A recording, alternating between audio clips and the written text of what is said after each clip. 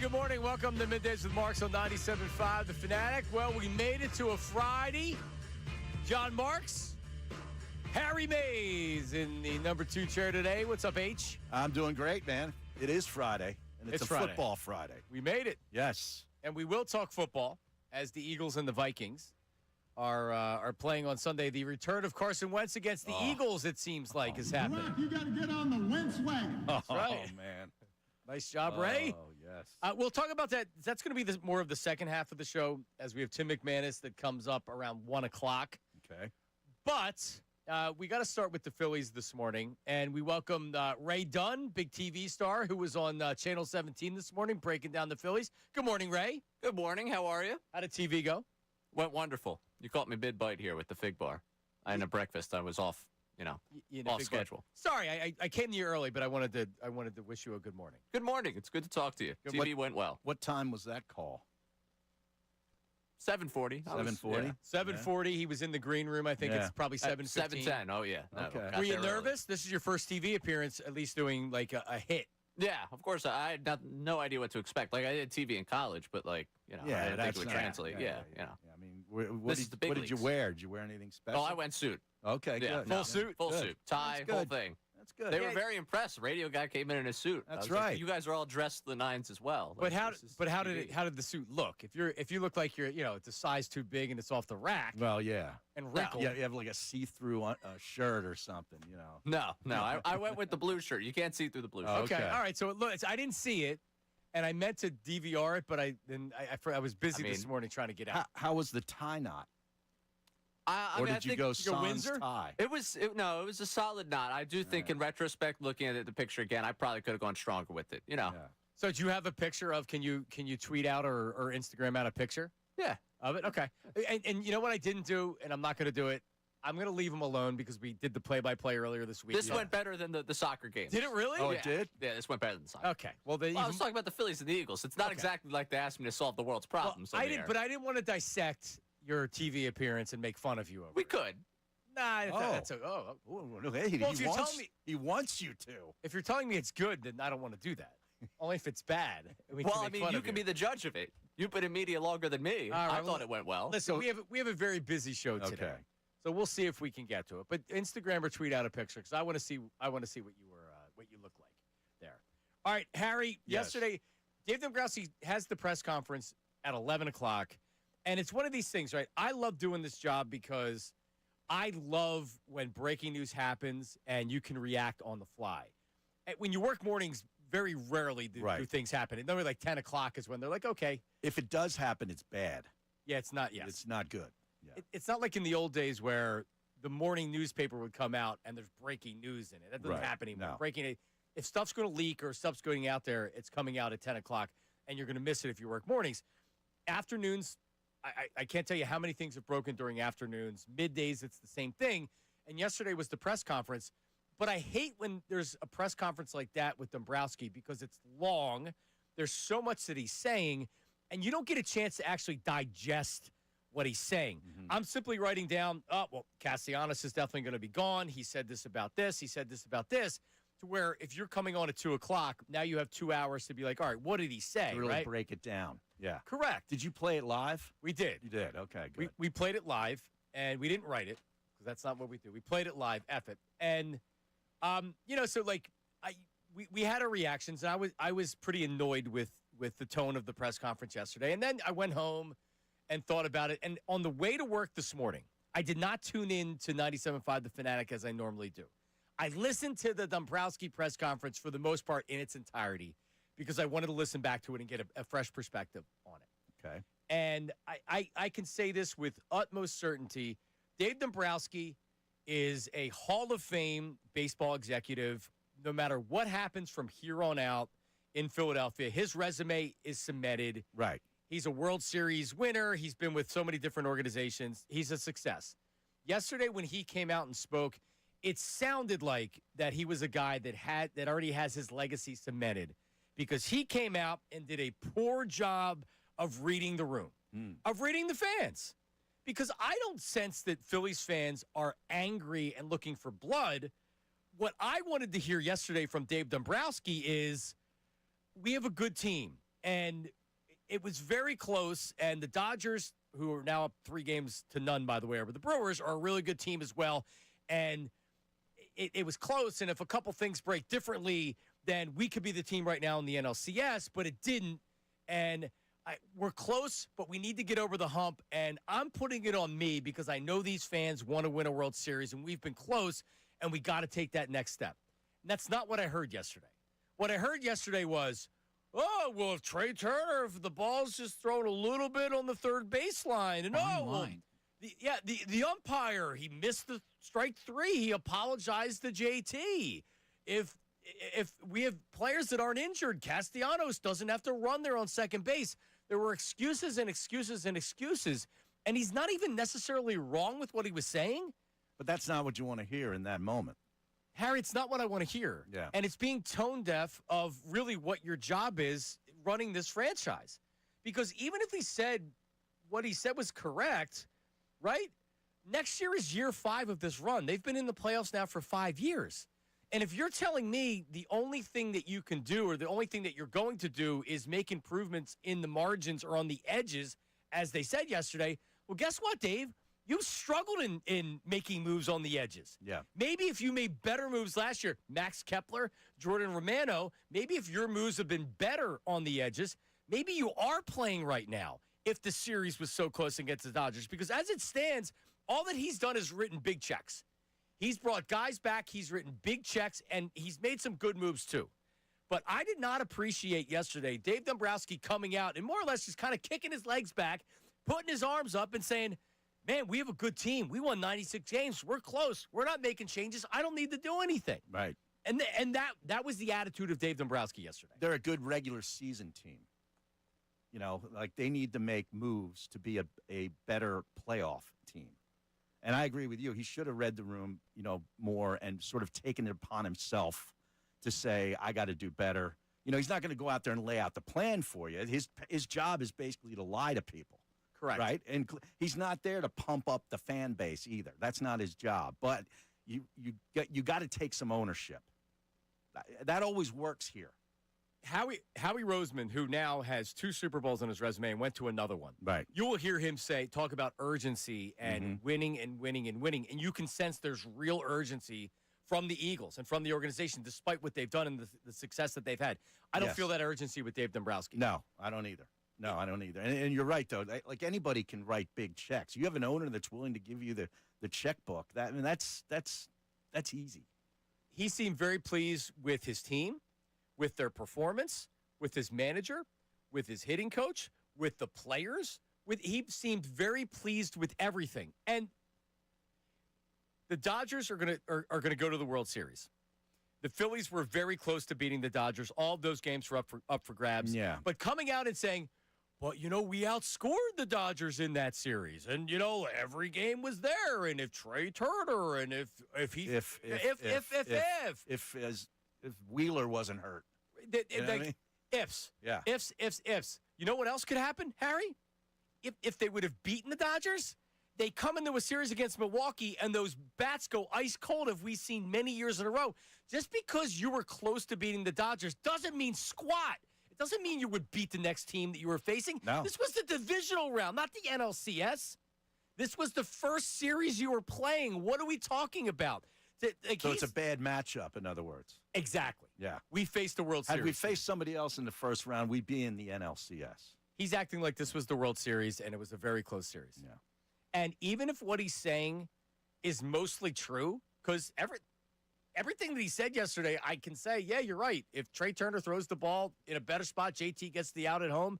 If the umpire calls that a third strike, they get out of the inning without giving up runs. Yeah, all these ifs. Well, what if your 3 superstars continue not to hit against the Brewers and you lose? Then what? Right. And how do you break that up, though? It's hard to break that core up. They can't because of the contracts. No, they can't. And that's also part of the story that we're talking about. Because you know what? Damn it, Harry. It's very clear to me that there's going to be little change on this team, and the change will come in the margins. Maybe Bohm gets traded or something like that. But there's not really much else they can do unless they're comfortable with making a major move and not bringing Schwarber back and bringing in another player. not bringing Raul Muto back. Trying to trade Trey Turner, which isn't going to happen, right? No. Like they are so married to their position right now because they really don't have much of a choice. No, they don't. They've kind of boxed themselves in. And if it was a situation where these contracts weren't coming up, you'd have no problem really, making a tweak here, tweak there. But the fact is that you got to sign yourself into 3 to 5 years in addition into the future with some of these old guys. That's where I got a real problem with it. Yep. You know what I mean? Yeah, for sure. Yeah. Where's the urgency? You're in a win now window with these players in their 30s. Where's the urgency? Anybody sense urgency yesterday from Dave Dombrowski? Anybody? If I wasn't watching it, it felt like his feet were up on the desk. It did, and he had comfortable. The arm. Yeah, if you're watching on YouTube, feet up on the desk, Right. arms behind the head. Hey, What do you got for me? we should have beat the Dodgers. The umpire missed the call. What are you talking about? Everything's great. And then he comes out and he says, Bryce Harper. He said, I don't know if Bryce Harper can be elite anymore. Yeah, that was bizarre. We're wasn't gonna it? play that next. Yeah. Dave Dombrowski, is he at a point in his life? When you get a little bit older, You just don't care anymore. Yeah. does Dave Dombrowski not care I'm anymore? kind of at that point. I'm almost at that point. For the last 15 years, you've been at that point, Harry. Come on, man. You act like I don't know you. You've known me for 20. I've known you for 20 years. You've always been at that point. It's just worse.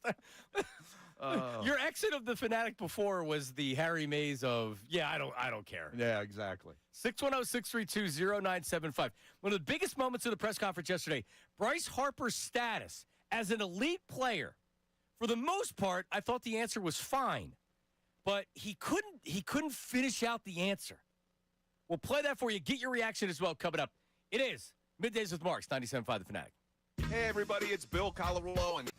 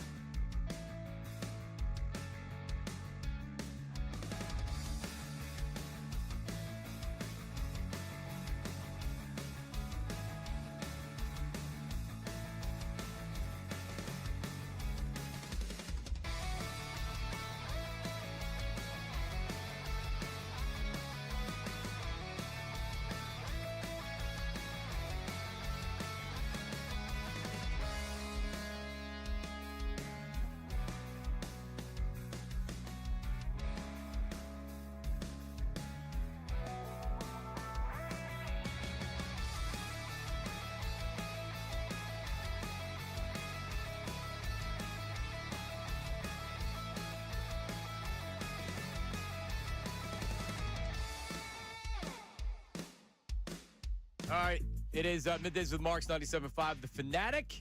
Watching on YouTube. I watched the whole show on YouTube yesterday. I wanted to see what it looked like. And what I noticed was a lot of times it's this microphone. I'm like leaning off to the side because the microphone's like this. It doesn't go up. So I was off centered a little bit. So I'm trying to be more. You need help with it going up?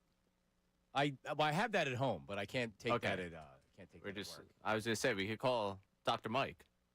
The Boner? Yeah. Well, he is a part of the show.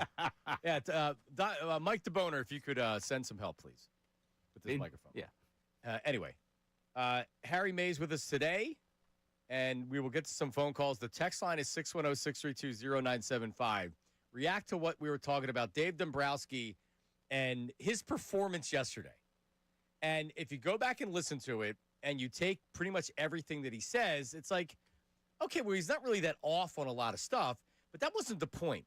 The overall presentation, and he spoke for an hour, the overall presentation was everything's fine.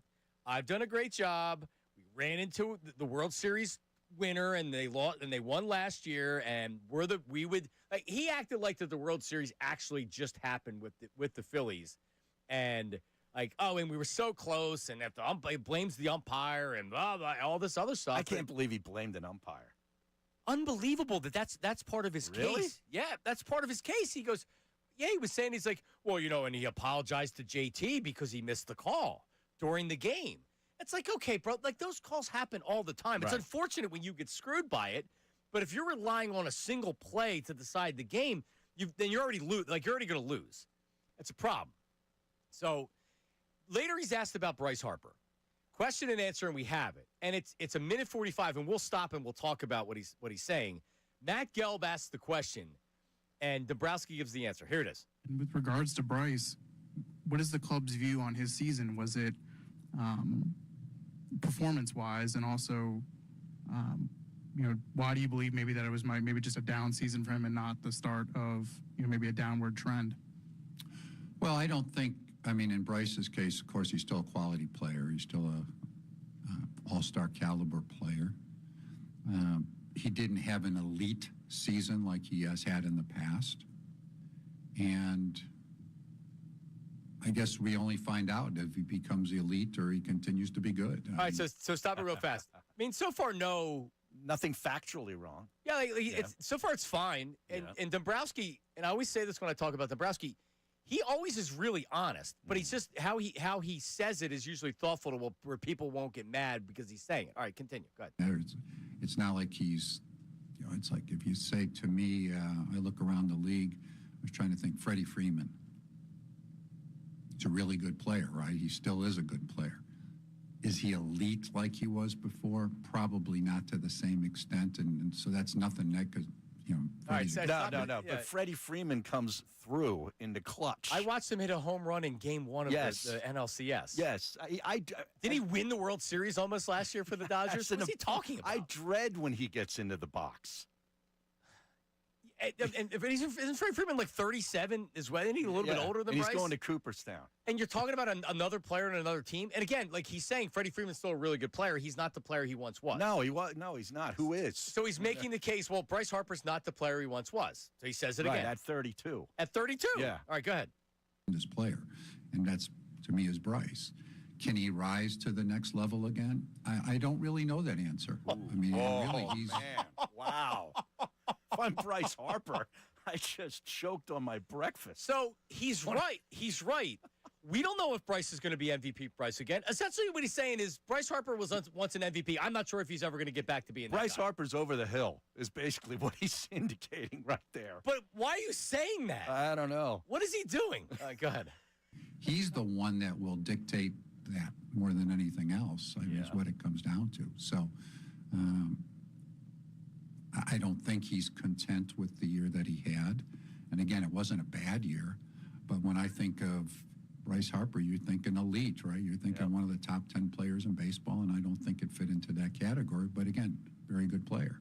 I have no idea when you see somebody. I have seen guys at his age, again, he's not old, that level off. Or I've seen guys rise again. we'll see what happens. So is this motivation for Bryce Harper? I don't believe. Off-season I don't motivation? I don't believe that. I don't think he plays games like that. I think, like we had said last segment, he must be at a point where he's just because what he said's not wrong. Right. I don't know if Bryce Harper's going to get back to MVP Bryce Harper. He may not. I can't move him. Right. So, but like here's how if you want to say what he said early, which is I don't think Bryce would tell you that it was the season that he wanted to be, and it was still a very good season, but it wasn't the Bryce Harper we seen of own. That's all true, and that's fine.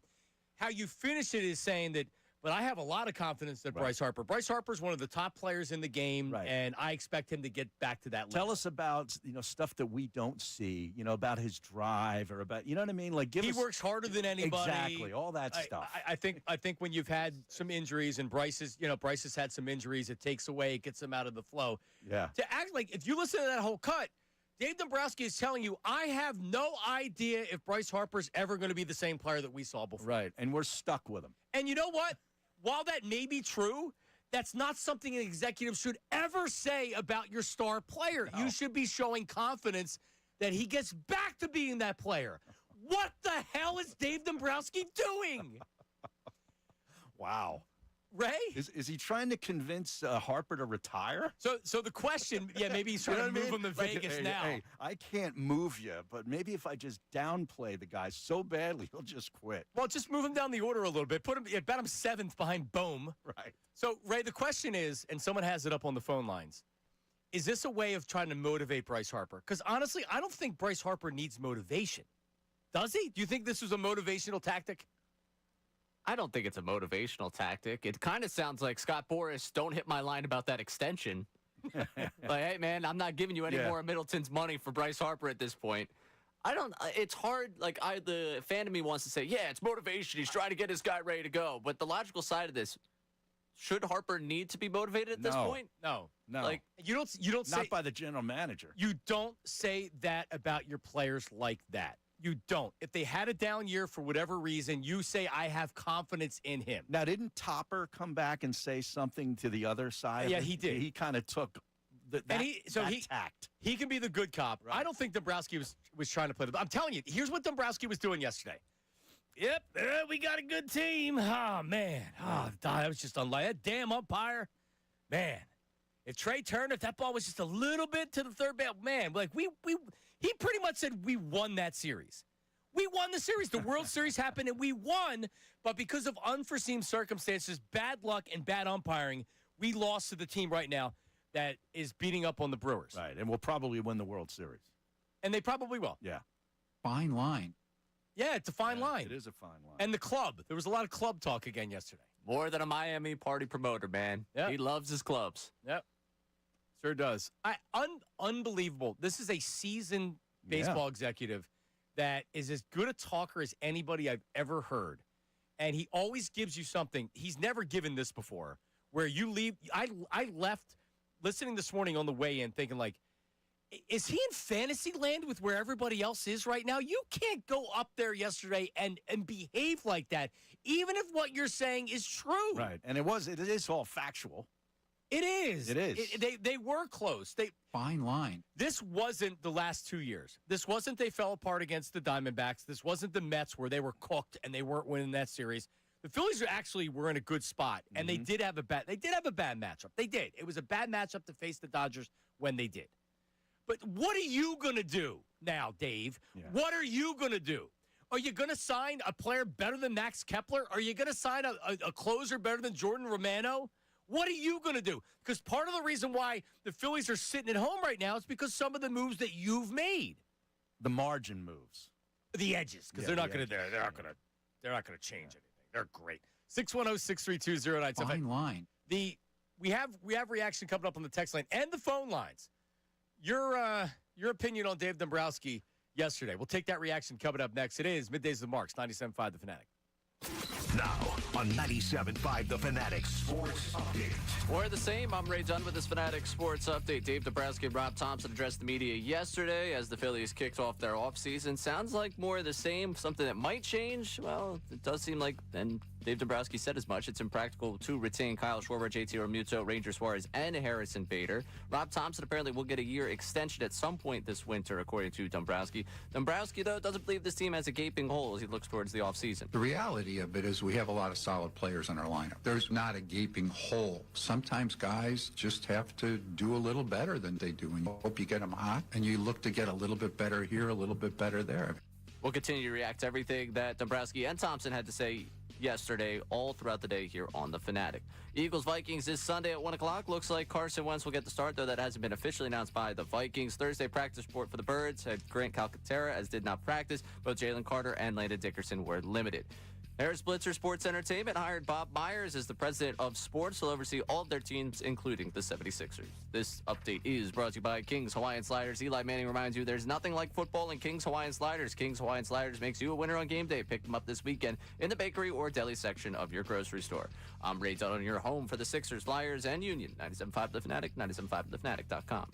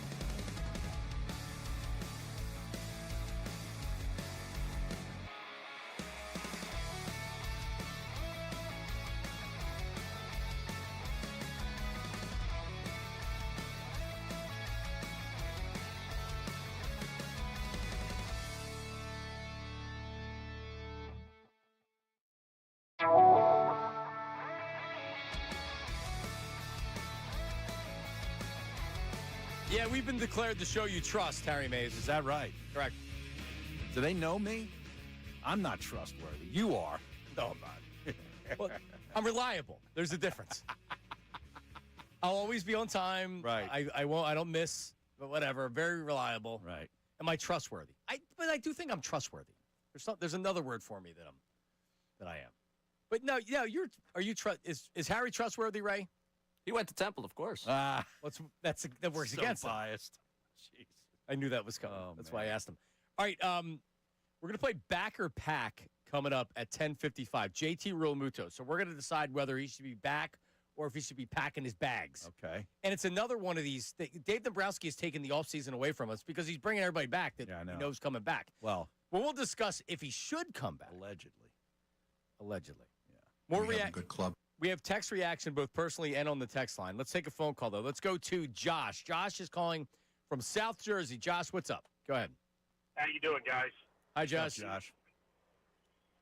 Braves fan. I got to preface everything I say by that. Deep Braves fan, but I'm in Philly territory, and I listen to you guys every day. Appreciate you. Thank you. Thank you. Dombrowski he came across to me, and you know how some coaches, some GMs, you've talked about it. They want to send subtle messages through the media to try to motivate. Dombrowski, I think, a little bit arrogantly, was using the whole time to CYA and then also to try to needle. And I think you guys hit the nail on the head. If you're Bryce Harper, you're just ticked off now. And I mean, he should have publicly praised his guy and said this is still an MVP caliber player, and then gone to him one-on-one and said, now don't make me a liar and get ready. I couldn't believe what I heard from him, and I'm not a Phillies fan at all. I hate Bryce Harper because he's been a Braves killer for years. Yeah. I can't stand it. So I mean, it's an interesting point of view, and I appreciate it. Uncle Jamie texted in and said, absolutely sending a message. Sometimes you're sending a message to the agent and the player, also sending a message to the owner. Trust me, that was calculated. He didn't fumble his words. Here's why I disagree. Why is Bryce Harper not the same player? Is it because he's gotten lazy and fat? No. Or is it because his body's starting to break down and he's Bryce Harper's problems are physical and mental. It's not that he's not 100% into baseball. It's not that he's not showing up in the offseason to spring training out of shape. Like, what motivation does he actually need? Bryce Harper, when he struggles, he's in his own head. And he's constantly he messes with his swing. He messes with his stance. Baseball is such a mental sport. To me, does Bryce Harper I don't think Bryce Harper needs motivation. I think Bryce Harper needs to find that sweet spot where he's feeling comfortable. So I don't know what's going on behind the scenes. Are they asking for a contract extension? I mean, I don't know. He's got how many years Aren't left? they always? Yeah, of course. It's Scott Boras' his Yes. agent. So whatever. But I mean, if you're sending a message, to me, I don't know.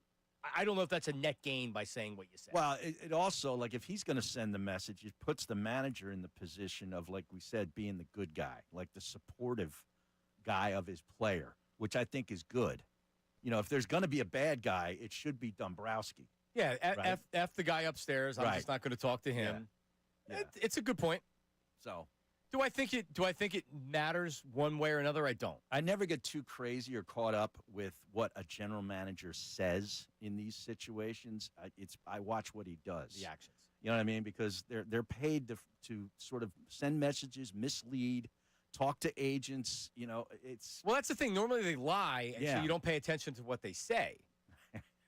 right. You know, when was the last time a GM to a player like Bryce Harper? Allen Iverson was one thing. He was Yeah. late to practice, and he wasn't fully He committed. had off the court issues that you needed to get a handle on. Does anybody believe that anything like that, not the Allen Iverson type things, but he needs some type of motivation to kick his ass back in the gear? I don't believe that. Not at all. I mean, honestly. Well, maybe they see a different Bryce Harper, Okay. you know, behind the scenes that we don't see, as opposed to what he was a year, 2, 3 years ago. I don't know, but they'd know it. They right? would. They have a lot better idea than Yeah. we do. All right. What about some text assist there? All right. Unnamed texter here. What the hell does a GM have to do in this city to get fired? Dombrowski, and I want to be clear, it's spelled Dumbrowski. Dombrowski. Dombrowski. That sounds like a Howard Eskin type thing. And Maury are clueless and make it almost impossible to invest in their teams. Living in Central Jersey, I have to pay extra for my cable plan to be able to watch these teams. I'm not doing it anymore. I'm out. Go Birds. I do not believe Dave Dombrowski has done a poor job. I think he's done a fine job with the Phillies, and it hasn't been enough. But Period. But what he said doesn't really make you want to go renew the season ticket package, though, does it? You know what I wanted to hear yesterday? We're close. We were right there with the Dodgers. He can say all the same things about if this happened, if that happened, if this happened. But then he's got to say, but that's not the way it's played. And we got to figure out a way to get over the hump because we went to the World Series in 2022 and we were close. Right. And the only thing I think about is how can we get us over the top? And I think everybody would feel like that. But does he have urgency to do that? It doesn't sound like he does. No, you know what it sounds like? In baseball, all you got to do is get to the postseason, and then it's out of my control. Yeah, right. Fine line. Give me another one. What we got? It's unbelievable that Dombrowski said that because Harper was second on the team in RBIs, and he was hurt for over a month, still performed for this group. Yeah, for me, the physical stuff is much more real than anything else. And for people that want him to move to the outfield, sign a first baseman, move to the outfield. You want him to play less games? He'll be out there crashing into the wall and flying all over the place? First base is it. He's the first baseman or a DH. Or a DH. Yeah. 610-632-0975. Problem is they got too many of those guys. Hit first. Schwarber's first base, DH, or you know what I mean? He's just DH. Yeah, right. But I'm saying like those type of players. Yep. Yeah, it's the problem with Schwarber is you have no wiggle room to move anybody. You can't play Harper a third of the time at DH. Right. You can't move anybody else to first base. All right, coming up, Dave Dombrowski playing into the growing sentiment that the Phillies and Dodgers was the real World Series. Eric Kratz and A.J. Przinsky spoke on that following Game 3 of the LCS. We have that for you coming up next. Your reaction as well on the text line and the phone lines. Middays with Marks, 97.5 The Fanatic. Unfiltered with Ricky Bo, Bill Colarulo, and Sylvester.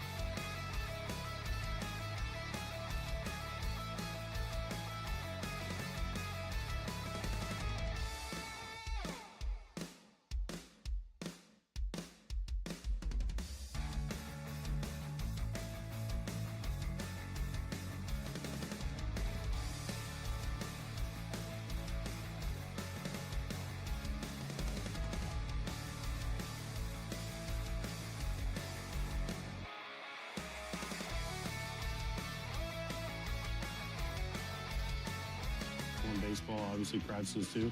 Numerous people have said to me that was the World Series. The Dodgers and the Phillies and the DS. I saw John Middleton yesterday, and he was not very happy about it. He brought up the strike 3 call from Sanchez that wasn't called, and he's like, it would have been 2-2, and we would have come back to Philly, and you never know what would have happened. And I was like, well, you can't really do that, John. I'm sorry. But yeah, I agree. It probably was a strike. There's a lot of things that people could say, you know what? Hey, look what the Phillies did. Their starters outlasted the Dodgers, out-hit the Dodgers. Now, the one game really propped that up. But that, in my opinion, and I said it beforehand, that was the World Series too. All right, Eric Kratz, AJ Brzezinski, Foul Territory podcast. Well, I mean, at least for show purposes, if you just want to count it as the Phillies won the series, we can do that. So in the future, when we talk about it, we can say, like, remember when the Phillies beat the Dodgers in 2025? Right, that was really the World Series. Right, that was the World Series. Line. Yeah. So do we want to make them World Series champions as well? Can we get Chase Utley world bleeping champions? I mean, seriously. But did you hear that too? Like, that's coming from the owner. Too. Like, the top down. What was me? If that call would have gone our way. It's I mean, it's pretty clear the whole organization is, we're fine. Mm-hmm. We would have won. We got unlucky. We had screwed. some bad calls. Yep. And everything's fine. Okay. You had a very good team. You might be the second best team in baseball. It doesn't matter now. Nothing about we have an uneven lineup that once again did not come through in the biggest of games. And that's We have a good club. And that's the other thing. Even if you would have beaten the Dodgers, it doesn't mean that anybody's hitting against the Brewers. Just because the Dodgers are dismantling the Brewers doesn't mean or whoever wins in the American League. Or exactly. Exactly. Football Friday is brought to you by Norristown Chrysler Dodge Jeep Ram. Drive into great deals at the fall sales event at Norristown Chrysler Dodge Jeep Ram and get wicked good deals all month long on a Chrysler Dodge Jeep or Ram. Visit NorristownChryslerDodge.com. There you go. It's annoying. Even if it's true, it's annoying. Right? That's not – I don't know. I mean, I don't think you feel this way. I don't think you feel this way either, right? I'm not leaving this season being like, break it up. No, need to start over. Get rid of everybody. I think everybody realizes the Phillies had a good team this year. Yes, they are a good team. They're fun. Even without Zach Wheeler, they still were right there against the Dodgers. Yeah. They were good, and they're going to be good again next year. But I need to see some urgency of, hey, we need to add. You don't need, not saying to say you're going to break up the team, but we're going to do some moves on the edges or whatever. How about an impact player that's not going to cost you $25 million a year? Dave, how about Dave does his job? How about one of these bring up one of the young guys and contribute? That's what I'd like to see. Otto Kemp seems like he's going to be starting next year somewhere. Do you agree with Dombrowski talking about him? He feels he's an everyday player. Really? Otto Kemp. Well, he can play a lot of positions. I agree. I think he's a 500 at bat guy, whether it's third, left, right, a combination of all. Ray? If he is, I hope you're right. I hope you're right about him. So he's got more power than Bohm. Yeah, Yes, that's great. true. I mean, there's a lot of guys in baseball, I think, that have more power than Bohm. Like, the bar being set there is not great. If Otto Kemp ends up being next year's Max Kepler, like, I'm not going to be in a good spot. I'm going to sit here and say, wow, again, you had an opportunity in the offseason bring in a power right-handed bat. But they don't have that opportunity. You got to find one. You spent $10 million on Kepler when he was a left-handed bat. That doesn't make sense. If you just go into the season and say, Kemp's power will translate, we'll be fine. So Dombrowski has to do a better job. Yeah. Oh, I agree. He's got to do his bat. He's going to find him without paying the biggest check. Right. But the thing to me is, and if you believe in Kemp, that's great. I'm not necessarily in there for 500 at-bats for him. So I'm not going into this offseason penciling in, well, right-handed power coming from Kemp. He's going to give me a lot of, like, you need to go address that. And I'll be upset if he doesn't. So if we get to next year and the right-handed bat that he throws out there is Otto Kemp, I'm going to feel underwhelmed. There'll be another Me too. And it would be sort of like making Sosa an everyday player. He's sort of like a Sosa in that way. I don't think he makes a move. I just think it's a platoon move. I mean, in right field? I think he signs a right-handed Max Kepler. I think that's the move because they have Marsh left-handed. They have Justin Crawford left-handed. They're going to get rid of Castellanos. Castellanos is as good as gone. Right? So you need, like, you can't get another left-hand. You don't need another left-handed bat if Crawford's coming up to play. Does Bohm come back? Because that's another right-handed bat. That could be upgraded. This isn't for today. Yeah. I want him out. I don't care what you get in return because what you're going to get in return is what you're going to get in return. It's not going to be a ton. You'll get something. I want him out. I don't want him back. Oh, won't see him no more. Out. Coming Monday on Backer Pack. Right. Alec Wow, Bohm. there you go. You write the show sheet right now. Monday at 11. No, I'm already penciled in. Don't worry. Herb's texting me complaining that I haven't gotten him on yet. So we go to him right now, or does he have to wait till the end of Backer Pack? Because we're kind of up against it, and I feel like when we rush We're Herb, always up against it. Well, when you take 7 breaks an hour, you're constantly going to commercial. That's the way it works. Is Herb not enjoying the conversation? I'm a little insulted. This should feel like time's going by quickly. Herb was calling me yesterday and texting me yesterday. He wanted to know if I liked his call. I didn't get back to him because I was like with my kids. Do you grade the calls? He said, like my call. It was the text I got. Okay. And then he just texted me and he said, let's go. You want me to be your daddy, Pedro TBS. Pedro Martinez. Yeah. What? 610-632-0975. You know, they'd have won that World Series, too, if Pedro didn't have to go out there the second time. Right. Right? So maybe that's Let's another count that one. Yeah. If A-Rod wasn't juiced up for the Yankees, let's just give the Yeah. Phillies. So the Phillies There have won 3 World Series since. Can we do the old college football trick? We just claim national championships? And just have a parade. Yeah. Yeah, I'm in. So like UCF did a couple of years ago. Well, when they used to have the polls, when UPI, when that mattered. So it's like, oh, the Associated Press had one champion, but UPI had another. Yes, co-national champions. Yeah, yes. Georgia Tech and Brigham Young did that one year, a long time ago. Who could forget that? Yes. 610-632-0975. Coming up, back or pack? JT Real Muto. I think everybody agrees he's coming back, but should the Phillies bring him back?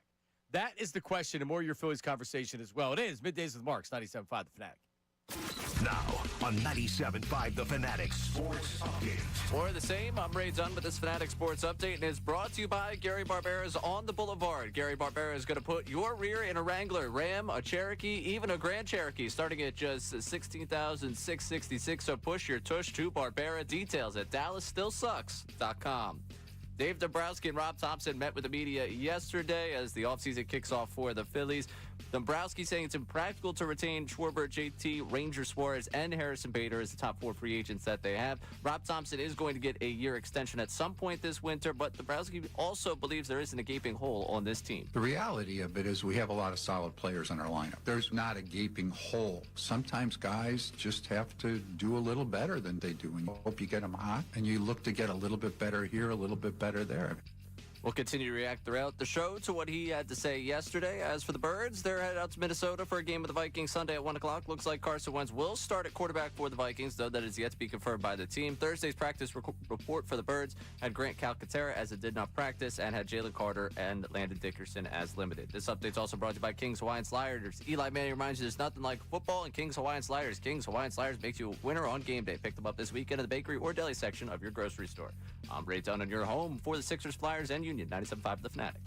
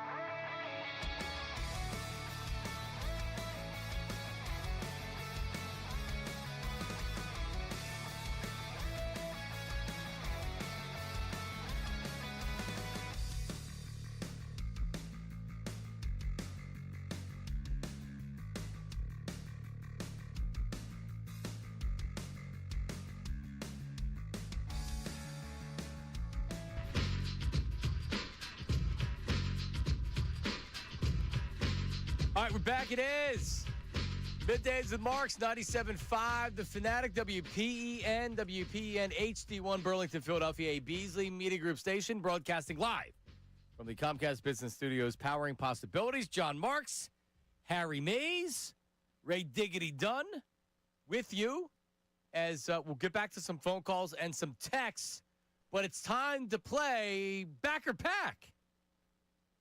The Phillies season is over. It's over, Johnny. Now it's time to ask, who should be back? And who should start to pack? Pack your bags. See ya! And I wouldn't want to be here. It's time for Back or Pack on Middays with Marks. All right, JT Realmuto, back or pack? All three of us are going to agree he's coming back. Harry? But should he? Right. So, I mean, let's start with, is there another team out there that's going to be willing to say, hey, JT, we'll give you 3 guaranteed years. We'll give you 3 for 60, 55? Possibly. The Mets need a catcher. Yeah, possibly. Ray? And he'll be 33, or no, he'll be 35. 35. And he caught more innings last year than anybody in baseball. Right. At that position, I don't like getting involved with. And he with had an knee. old Didn't he have catcher. knee surgery the previous year? Something In like that? season. Yeah. In season. Yeah. Ray, do you have any concerns that he's not back because he gets a bigger offer and he leaves? I guess there's a little concern in that. He feels like another one they're going to be like, yeah, let's just match it to keep this group together. Yeah. That third year is such a terrifying thing for me. Like, there is a cliff. I feel like we're going 100 right now on an unmarked road towards a cliff with him, and it's going to happen. I honestly thought it was going to happen this year. I never thought I'd be sitting here after the season saying, yeah, they should re-sign him. But you look at the options they have internally and the options they could have externally, and what, are you trading for Adley Rutschman? Like, outside of that, I don't see a ton that would make you excited about what they have at the catcher position. So I just can't run it back with all these old guys. They can. I can't. And they will. So you can't. No. All right, well, that in a second. But they're so committed to this core, I know. They almost have to do it. Because otherwise you're going out and spending money on somebody that you don't know. Hey, see, here's an encouraging thing with JT. At no point this year did I feel like he was old.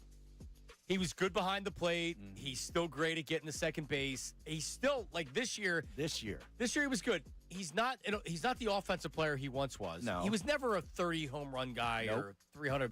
Well, like, he was really good in the second half of the season offensively, right? So now the question is, yeah, isn't that funny? Because it's in a contract year too, and funny imagine how that. that happens. Imagine that. You know, maybe you got the dad stack over at Bill Colorillo's place, Garden Med Spa. Yeah, the Garden Med Spa. I need the dad stack. I need to turn it on in these final 3 months of my contract. Seriously. Yeah. Well, by the way, Schwarber came in the spring training in the best shape of his career last year. Yep. Contract That's season. funny. Yeah. Yeah. How about doing that every year? And he had numbers that he'll never hit again. Never. Nope. All right, so we agree most likely he's coming back with the Phillies outside of an offer that we don't see happening. There's always the possibility that somebody comes over the top. So should they bring him back, Harry Mays? Yeah, you know me. I want to shake up the aged core the best I can, and they can only do certain things. Like, would I really like to move a guy like Turner? Yeah, but you can't. Yeah, You can't. No one's going to take that. You can't move Harper either. No, so, it's there's not realistic. certain things that they just cannot do. So Spot Track had estimated 2 years for 21 point some million for JT, not per year total. Oh, really? Which is so off. He's getting I'd do that. Well, so would I. Sign me up. Yeah, that's Max Kepler money right there. Right. 2 for 40, 35. 35 I can stomach. 2 for 38. It's the years that bother me more than the money, because the guy, Middleton will spend the money. It's a matter of 2 years, okay, if that's. It seems like everybody agrees that 2 years is probably fair. Now it's a matter of what does the market dictate? Yeah. Can they go back to the Phillies and say, if you don't give us the third year, we're gone? And at that point, do they blink and say, okay? Does it become a vesting option? Because all else being equal, JT doesn't want to leave. He's comfortable with the guys on this team. He's comfortable in Philly. He likes it here. Yeah. The team has a real chance to win a World Series. They do, as much as we're kind of crapping on everything today. Who's his agent? It's not Boris. Okay. Thank goodness. But if I'm the agent, I'm out there and I am finding a team that will give me a third year. And then you also have to be willing to leave for that team. But at the very least, you can use it for leverage, and then you can always come back to the Phillies and say, okay, well, you won't get a third year. Give me $20 million a year then. I think he's back. Would I bring him back? Yes. For how many years? Two max? 8. I don't know. It's 10 years. What does it matter? What else are you going to do? You don't have a replacement. Well, they could go find one. That's the problem. The problem with where the Phillies are right now, and this is what Dave Dombrowski can't get into his dome, is that we like the team. We know that they're a good team. We have a good club. We don't we like the club. We don't like the idea of having a bunch of 35-year-olds because we know how that ends. Who fall short every year. They fall short every year. For the same reasons. I mean, we've done this before. We did it with the old team that won the World Series. They just kept it together because it sold tickets and they felt nostalgic about it. I am not nostalgic. I'm old, but I'm not nostalgic. Think about it. If you're John Middleton, Bryce Harper and Kyle Schwarber both have a chance to hit their 500th home run in Phillies uniforms under this next contract. You don't think that means something to them? No, because we got to plan for 2030 when we bring them back for to put their Wall of Fame. They go into the Hall of Fame as a Philly. These are considerations, and you know it. Putting butts in the seats, and you said it. Yeah. Ruben talked about it years after not being the GM of the Phillies. That considerations above his head led to some of the guys that were difficult to move on from like Ryan Howard gets a contract maybe because he's Ryan Howard. They won a World Series. The guys they don't get rid of him because they want to. Right, and how did that work? It didn't. That's what I'm saying. Like we've seen this happen in the same organization. It happens with the Sixers. You go get old guys. Old guys get hurt. Yep.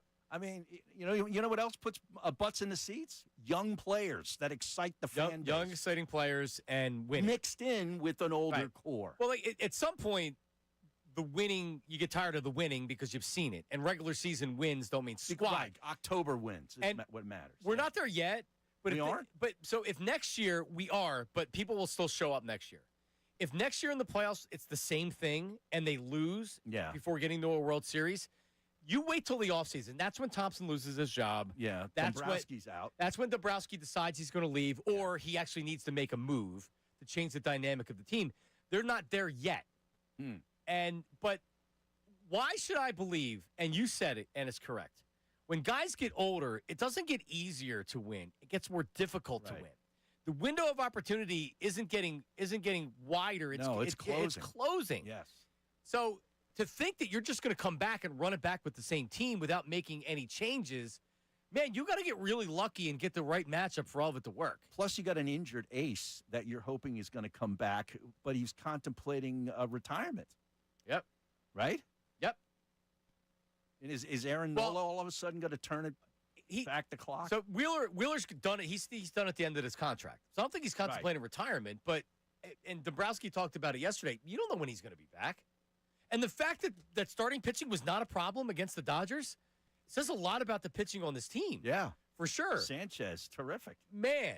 So, but I think Ranger's gone.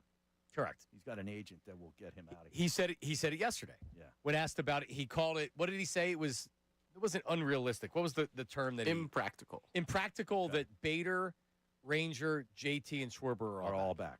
Yeah. And that particular honesty I don't mind because that now stops fans dead in their tracks, media dead in their tracks from saying go out and sign Pete Alonso and Kyle Tucker.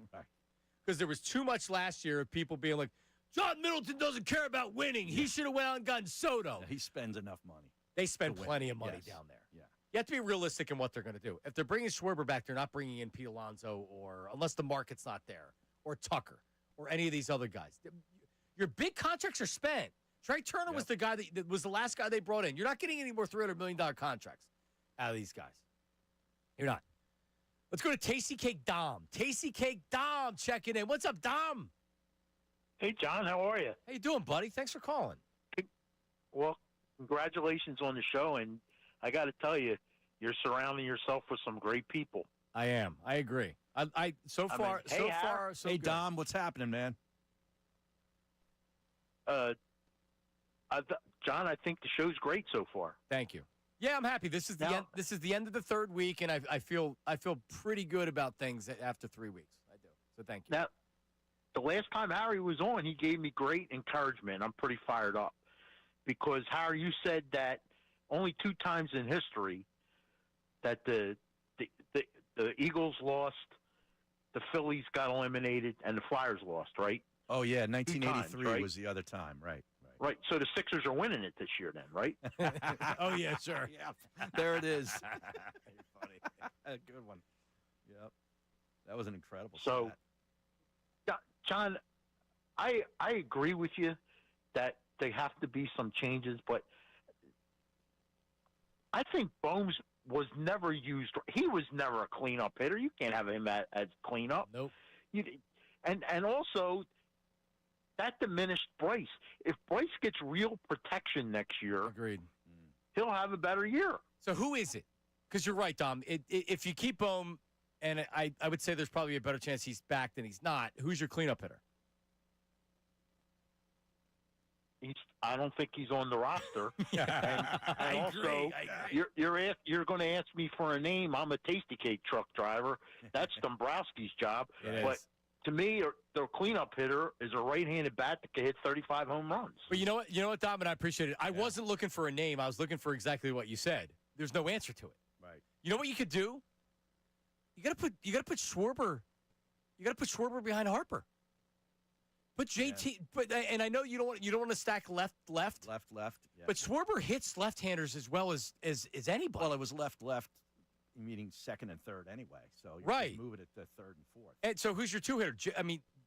I've always said JT because I want a guy that's going to go the other way. And I know now in the modern baseball, you want your best hitter hitting number 2 a lot. So screw modern baseball. Get a guy that can hit it to all fields that isn't worried about just hitting home runs. Bader. And I think it might be good. Yeah. But you want to take advantage of the guy hitting in front of Bryce that's going to see fastballs, because if they know that it's Bryce and Schwarber coming up back to back, they're not going to want to throw all speed stuff to that guy. They're going to throw him fastballs. And I think JT getting on base, you got to stop relying on hitting home runs to score all your runs, man. That's why they're in this situation. It's an uneven lineup. It is. It's been that way. Despite what Dave Dombrowski says, he has a lot of work to do with this lineup, man. Yeah. We have a good club. I love the club. Well, hold on. Let me get my Dave Dombrowski pose. Yeah, you got to kick your feet up. Kick my feet up. Get relaxed. Everything's fine. Ha, man. Even John Middleton says we won the World Series this year. Hoo-ah. That umpire screwed us. Oh, damn it. Who was that? Joe West? Fine line.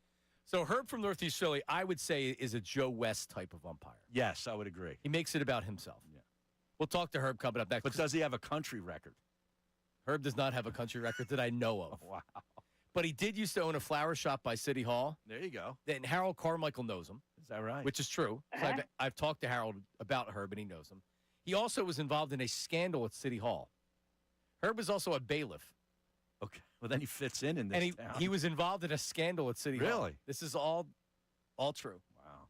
610-632-0975. Not only that, he's got something on Phillies analytics and Japanese ball players coming up next.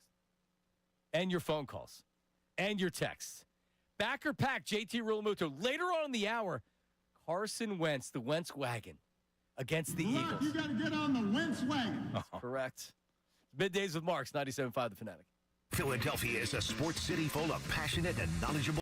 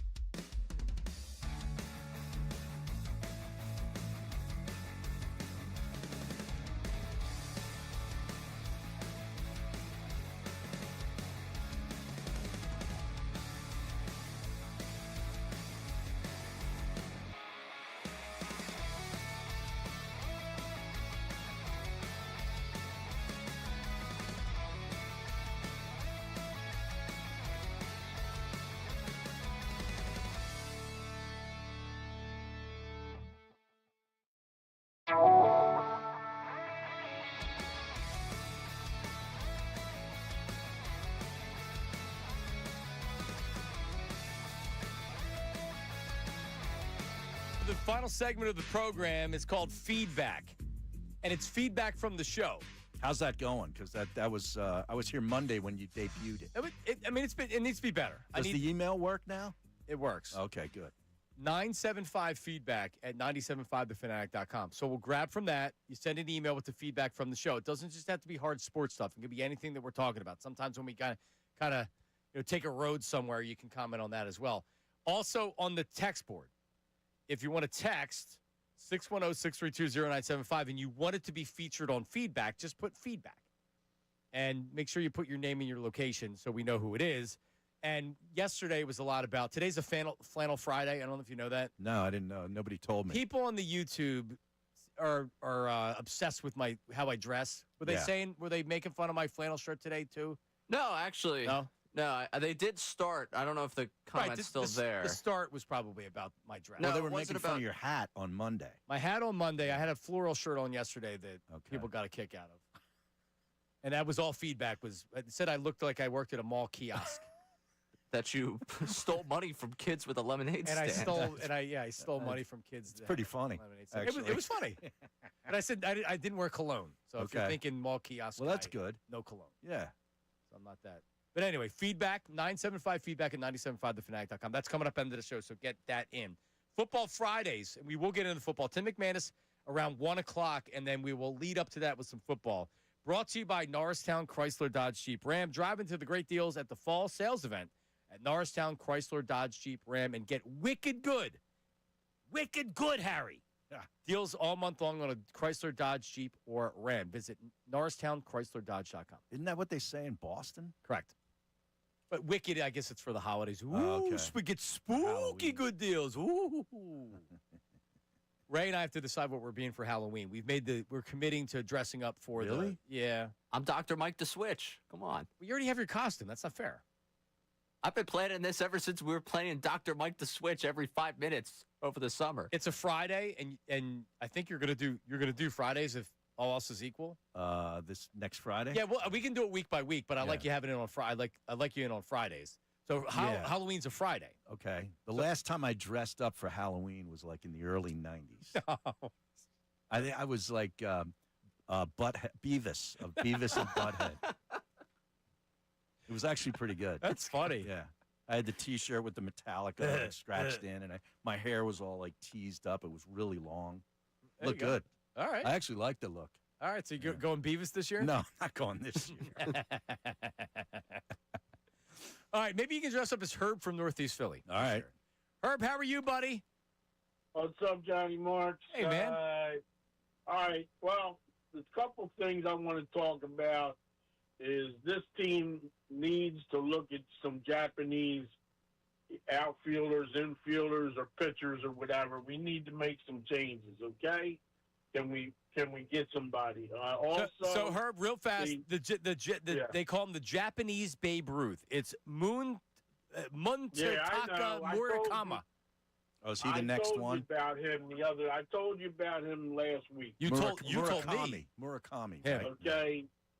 But I also want to talk about, Remuto, he does all these things to prep these pitchers and all that. Now, the advanced scouting reports, what I need you to ask Ricky Batalico because he knows about that stuff, okay? Do they come in the day before, 3 days, 7 days, 10 days, 2 weeks? When are these advanced scouting reports on these hitters that we're going to be facing? You understand what I'm saying? Because the guy could he could be at a game. I see these guys at the games, and they're scouting certain players. And then, he might be there for 2 days, and then 2 days later, this guy's in another city, and he hits 2 home runs and a double. So, you know what I mean? Information, type of pitches, what they're good, what they're not good at. All right, now let me get to this line. Dave Dombrowski, I'm going to tell you right now, you can walk into his office right now. I guarantee you that he's got a notebook, and he knows exactly what he wants for 2026, okay? And what does he want? He ain't giving no information out. because he can't do nothing until the World Series is over when free agency starts. Right. He's not going to Remuto show you will his be- hand. Right, but agree. hang on. But you can also read between the lines in what he's saying. He's not going to necessarily tell you what he's doing. Listen to every word he said yesterday. Yeah. I heard what he said, and it's he's trying to do the best job that he can, but it's up to the players. They got to. Okay. And hang on, hold on. It's up to the players. It's up to him to get the right players in to win, right? Right, exactly. Okay. That's why I say, okay, if you can't move Turner, then he's your number one hitter. Right. Okay? You can't move him. And then what happens is, okay, in spring training, I like to put Harper at 2, okay, or Remuto at 2, and then Harper 3, and then Schwarber would be 4. If these pitchers, they're good. Usually in the first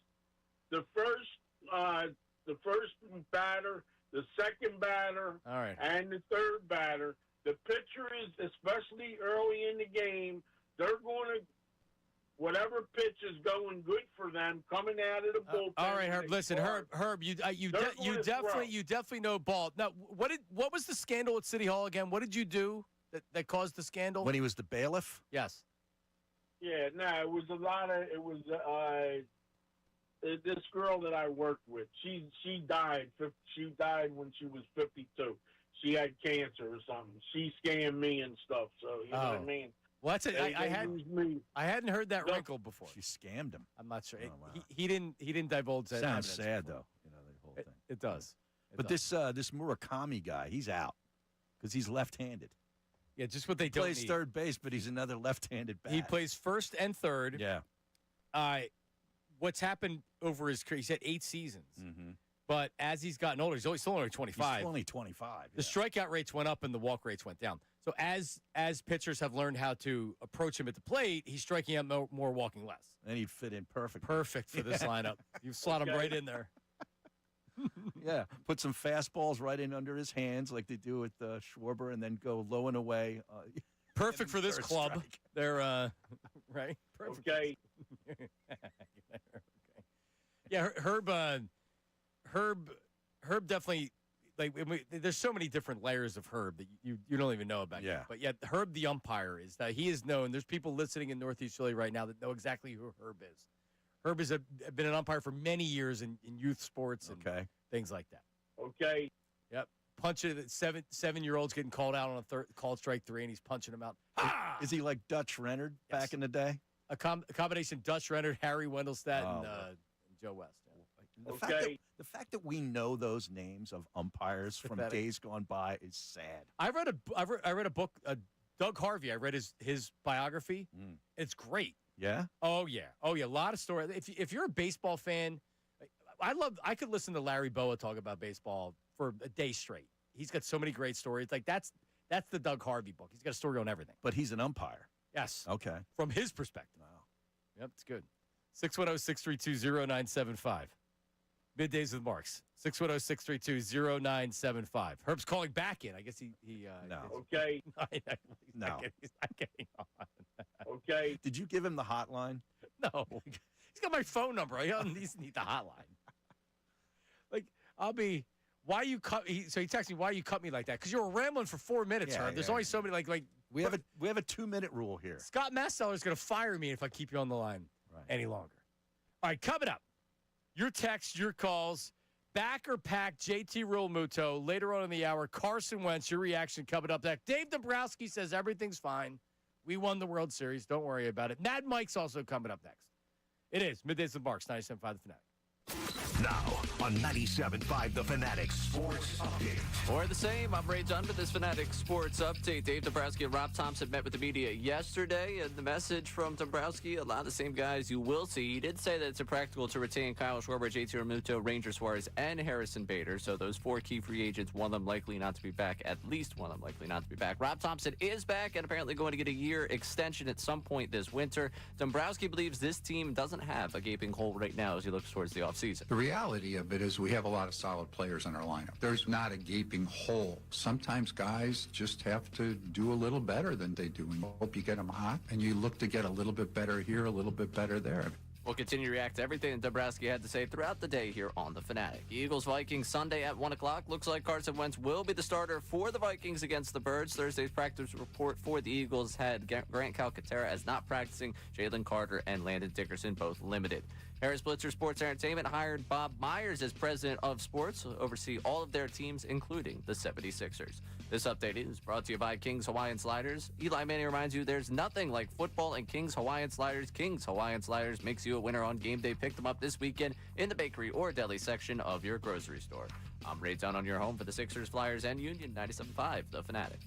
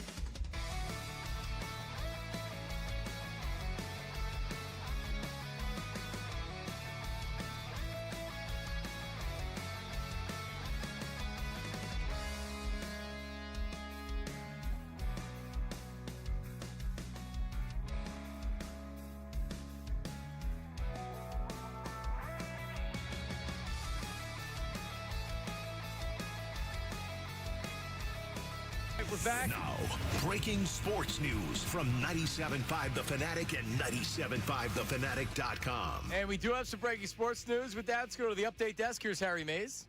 Yes, Johnny. Chris B. Haynes on X 1 minute ago tweeted that Joel Embiid is back tonight for the preseason game against the Minnesota Timberwolves. Wow, at the Wells Fargo. What's it called now? See, it just rolls out. Yeah, You want it's to a say Wells different. We Fargo. got a different name now. What is it called? Xfinity Mobile Arena. There you go. Down at the Xfinity Mobile Arena. So Joel Embiid will be Returns on the court. Well, I mean, it's good news because you've seen him ramping up in practice. Yep. And you didn't know if you don't know until it actually happens, and you're not going to actually know until how his body responds after playing. And I'm sure he's not going to see a lot of minutes tonight. But Joel Embiid will be in the lineup and will play tonight as the Timberwolves play the 76ers tonight. And you can hear that, right here on 97.5 The Fanatic. Yeah. That's right. Our coverage starts at probably 7:30. Yeah, 7 o'clock's the game. There you go. 7 o'clock. All right. Sixers favored. So I'm seeing 6.5-point favorites on the Bet Parks app right now. 6.5. Well, I got 5.5. It was too. 5.5 before that announcement. There you go. I'd jump on it now. That's a Sixer line. And Embiid coming back, you kidding me? You're They're not- betting preseason basketball. Dude, the money doesn't know where it comes from. People think I'm a sicko. Yeah, you are. That's why. Harry, the money doesn't know where it's coming from, right? Yeah. So you see that, and you're like, okay, Embiid's coming back. Yeah. Everybody's going to be excited. The Timberwolves don't care. The Sixers care more about a game that doesn't count than the Timberwolves do, right? There you go. All right, so he's back. Yep. That's good. Listen, that's good news. Harry, I'm really trying. Oh, boy. I'm trying to be positive with the Sixers. Are you? I'm trying. We're the flagship station for the Sixers, I so know. it's hard to ignore them. I know.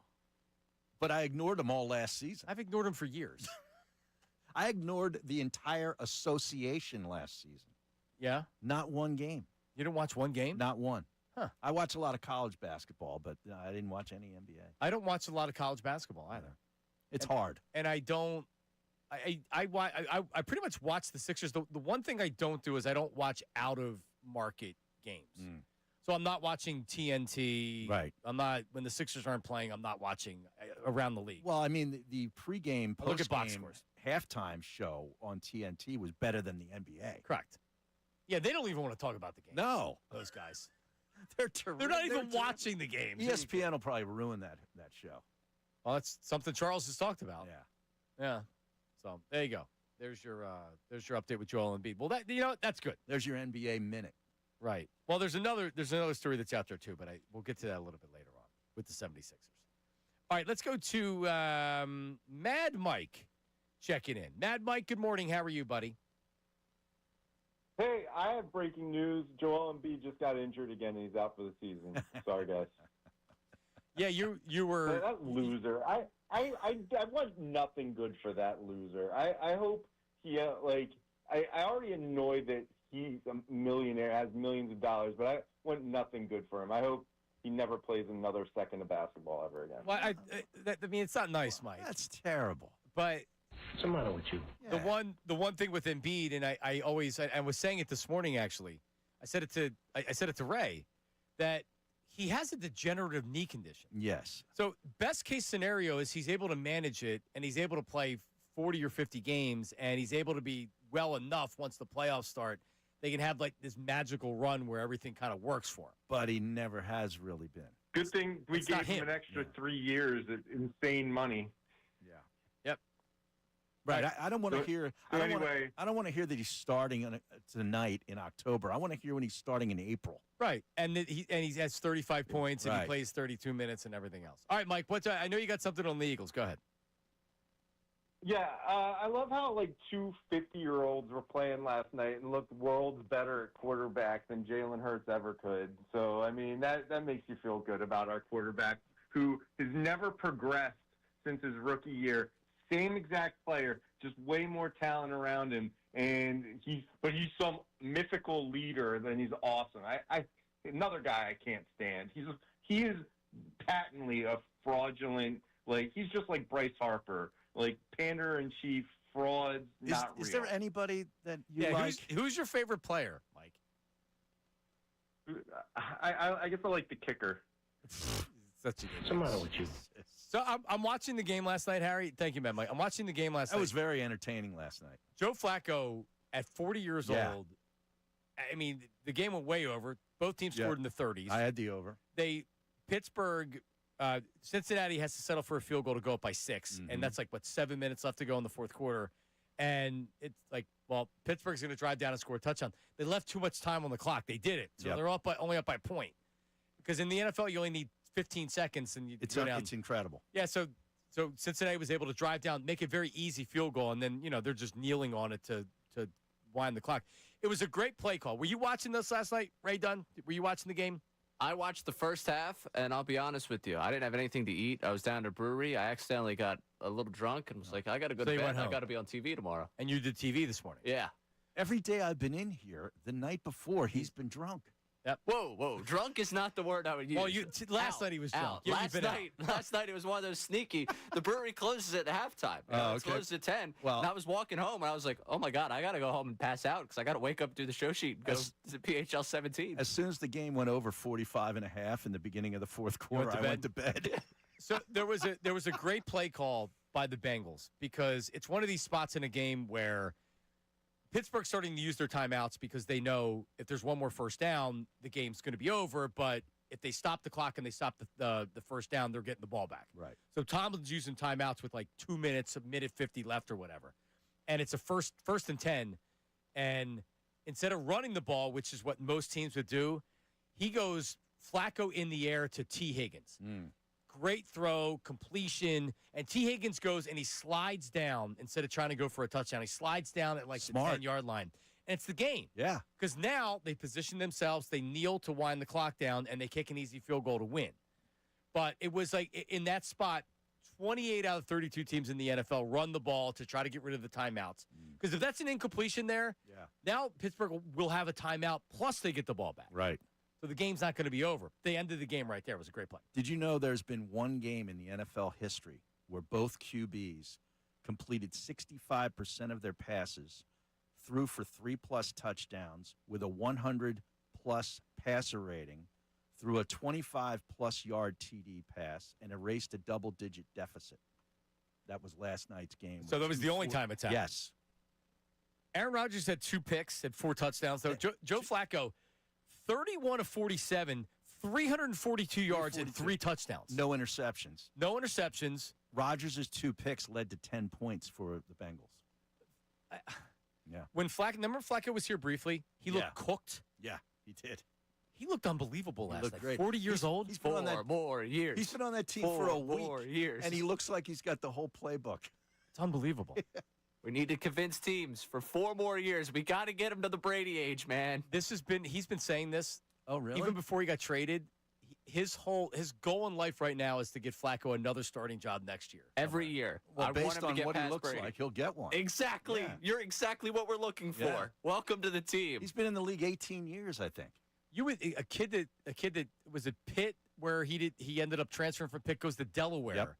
And it's like a quarterback from Delaware. Yeah. And he went late in the first round, and what an unbelievable Like Rich career. Gannon. And who did he play for at Delaware? Oh, my. I wouldn't know how to answer that. K.C. Keeler. Really? I think so. That's right. Yeah. It all comes back to the Owls, baby. Oh, all right. Keep making those NFL checks, Flacco.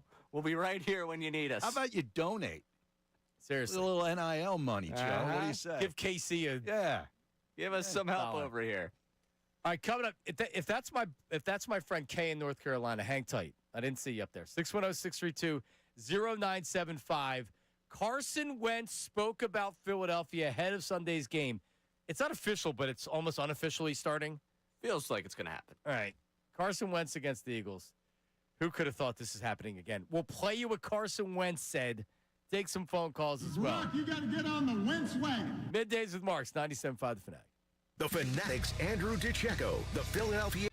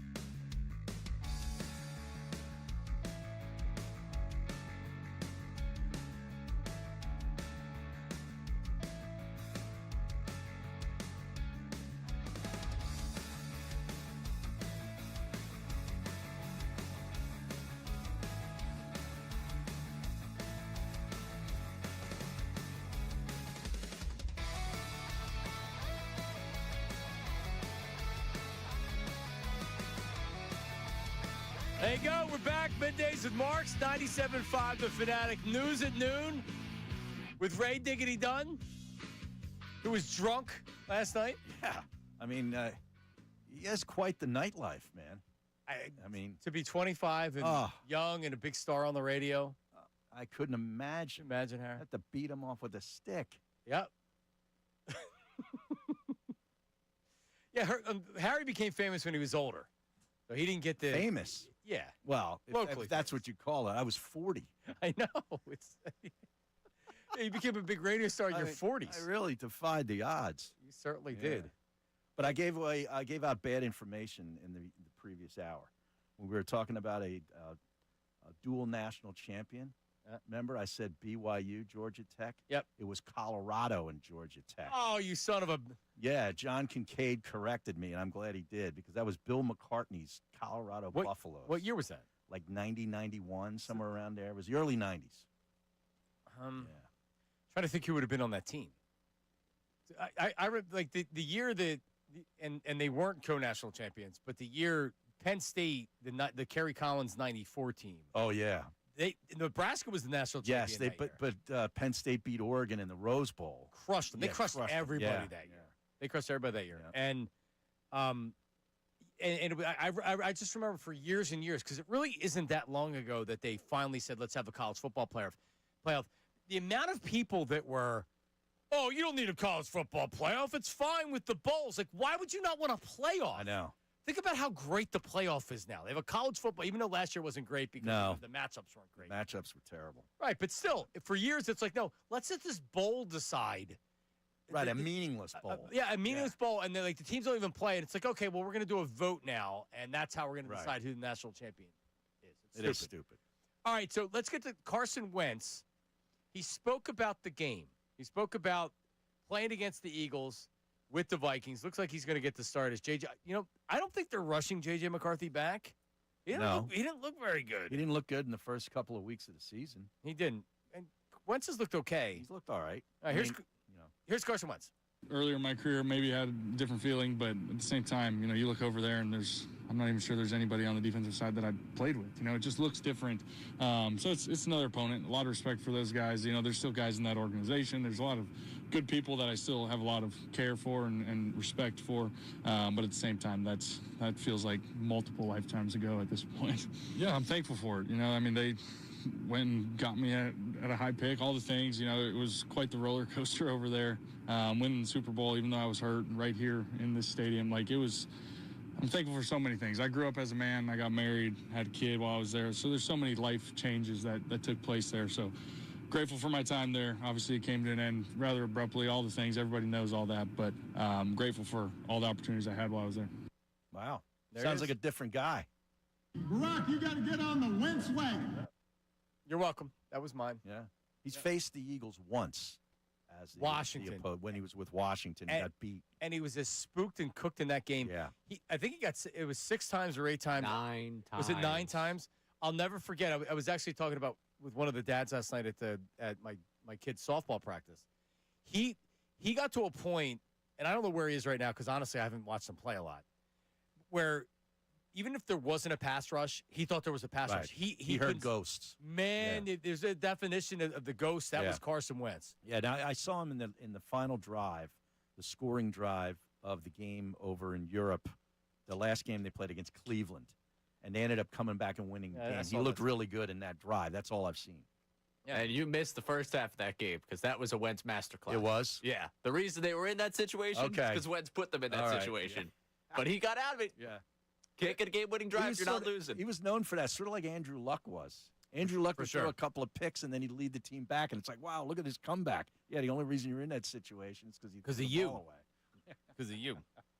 I think he was with the Rams, and then they didn't bring him back. He was with the Chiefs, and they didn't bring him back. Yep. So he's bounced around a little bit. At this point, I'm grateful that he decided that he wanted to leave, so they didn't bring him back. Because think about that. That was a franchise-altering move. Yes. They traded him instead of trying it again for another year, which would have never worked. Right. And they ended up getting a first-round draft pick out of it. Think about that. For Carson Wentz they couldn't get him out of Indianapolis fast enough. He goes to Washington, they couldn't get him out of Washington fast enough. Everywhere he's been, they're like, get out of here. You know, like I'm not. I don't want to. I have no interest in kicking him when he's down or anything like that. Like Carson Wentz didn't do anything to me. I don't care. So no, but this might be a perfect spot for him. He's from North Dakota. It's like that part of the country. You know, he's probably got a lot of fans and family up there.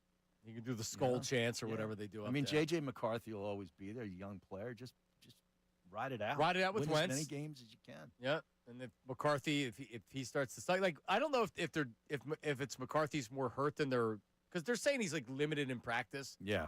But they don't seem in a rush to get him back. Like, if you want your quarterback back, you're going to bring your quarterback back as soon as possible. Yeah, if he's your true franchise guy and they believe in you. Yeah. I don't know what they think of him. He did not look good. No.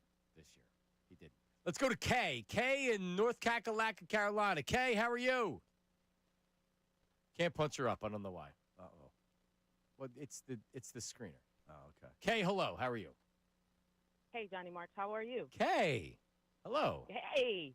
Hi, everyone else back there. I don't know you guys, but Johnny Marks and I go way back. But, you know, I love Carson Wentz, and I don't hold no animosity towards Carson, but when he plays us, he sees ghosts.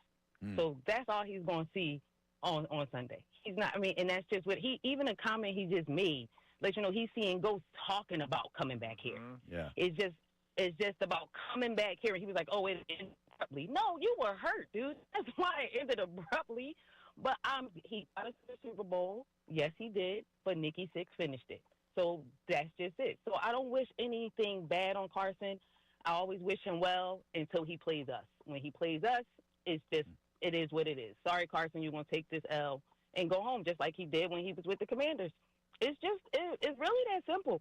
He does have a good wide receiver in Jordan Addison, but his wide receivers is not. Well, there's that other guy, too, named Jefferson. Justin Jefferson. He's got... Yeah, nobody worrying about Justin Jefferson. He hasn't done nothing to us to our defense before. So he's going to be out there trying to do the same thing. But, you know, our corners got to get a little better, though. That's just... But I'm not worried about Justin Jefferson either. This is going to be our comeback game. They had a little small bye week, an impromptu bye week. So hopefully they got their stuff together. And they're going to come back and, you know, give us some joy this weekend. But I'm not worried about Carson and his wide receivers. I'm just more focused on us coming together. Focus on us and coming together and being positive. Get the offense rolling for 4 quarters. How about that? Yes, 4, not 3.5, right. not 3 3/4. All 4 quarters. We need to come out there and keep our foot on their neck. But that's it. It's nice hearing you again, Johnny Marks. Good radio. How's your mom, Kay? How's your Go Birds? How's your mom, Kay? Good. Oh yeah. Well, no, my mom passed away 2 days after the Super Bowl. So we were up there. She got to see this last Super Bowl. We were up there that Monday. She was riding through the city yelling, "Go Birds!" And then 24 hours after that, she passed away. But she had a good time. She lived her life. I'm such a hard Birds fan because she was. But yeah, she passed away. So I did what I was supposed to. I took care of her towards the end, and she got to see another Super Bowl, and she got to go up there and cheer with her Philly fans because I brought her back up. But she didn't get to see the parade, which was good. But she got to see another Super Bowl, so that was good for me. I'll see you soon, Kate. She saw the first. Once you see, like, I didn't go to the second parade. I was at the first parade. Right. I didn't need to go to the second parade. Yeah.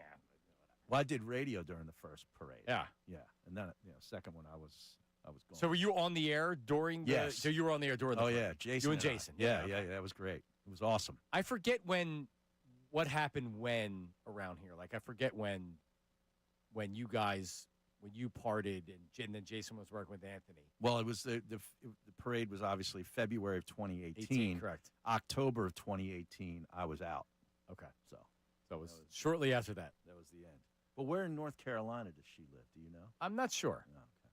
She used to come up because her mom was still up here. She used to come up with her family and every month or so to see her mom. They'd come to Chickies and see us. So. Yeah. Well, aside from those ghosts that Carson is seeing, the other thing I hope he sees is Quinyon Mitchell glued to one of their wideouts.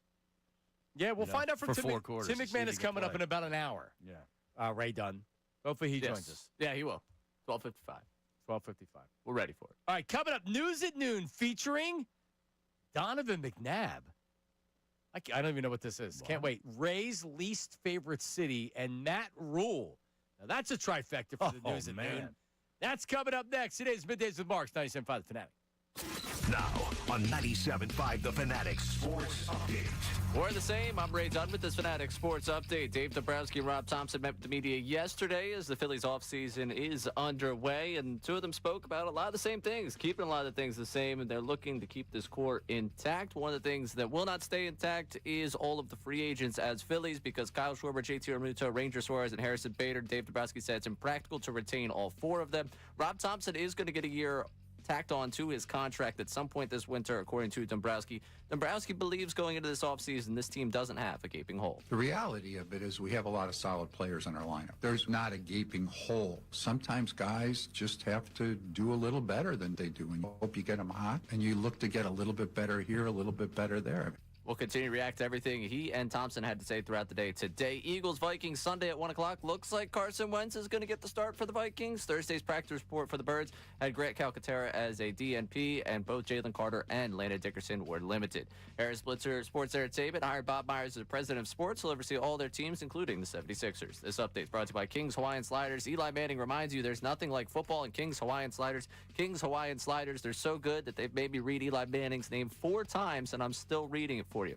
King's Hawaiian Sliders, you can pick them up in the bakery or deli section of your grocery store. I'm Ray Dunn for 97.5 The Fanatic.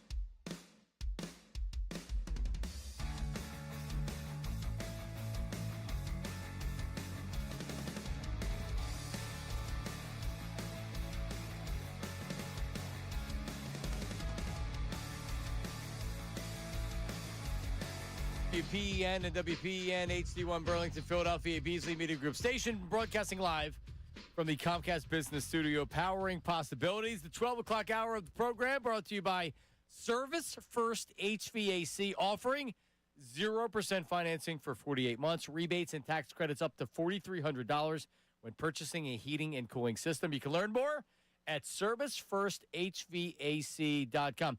The chat is alive and well on YouTube there, Harry Mays. You've been checking it. Yeah, I've been looking at it, and I see Ray is interacting on the chat. He does. Yeah. I think he arranges dates on there. Is that true? No, I do not. No? I do not. No.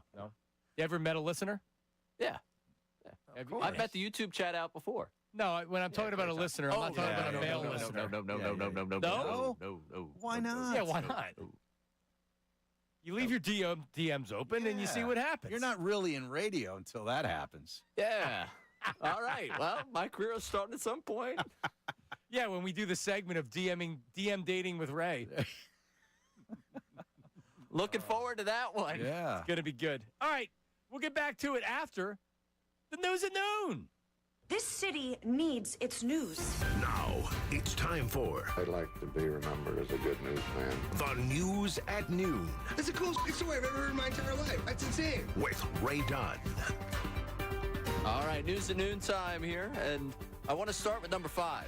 I want to start with Donovan McNabb, who went on the Up and Adams show. I was asked about his MVP ladder for this season.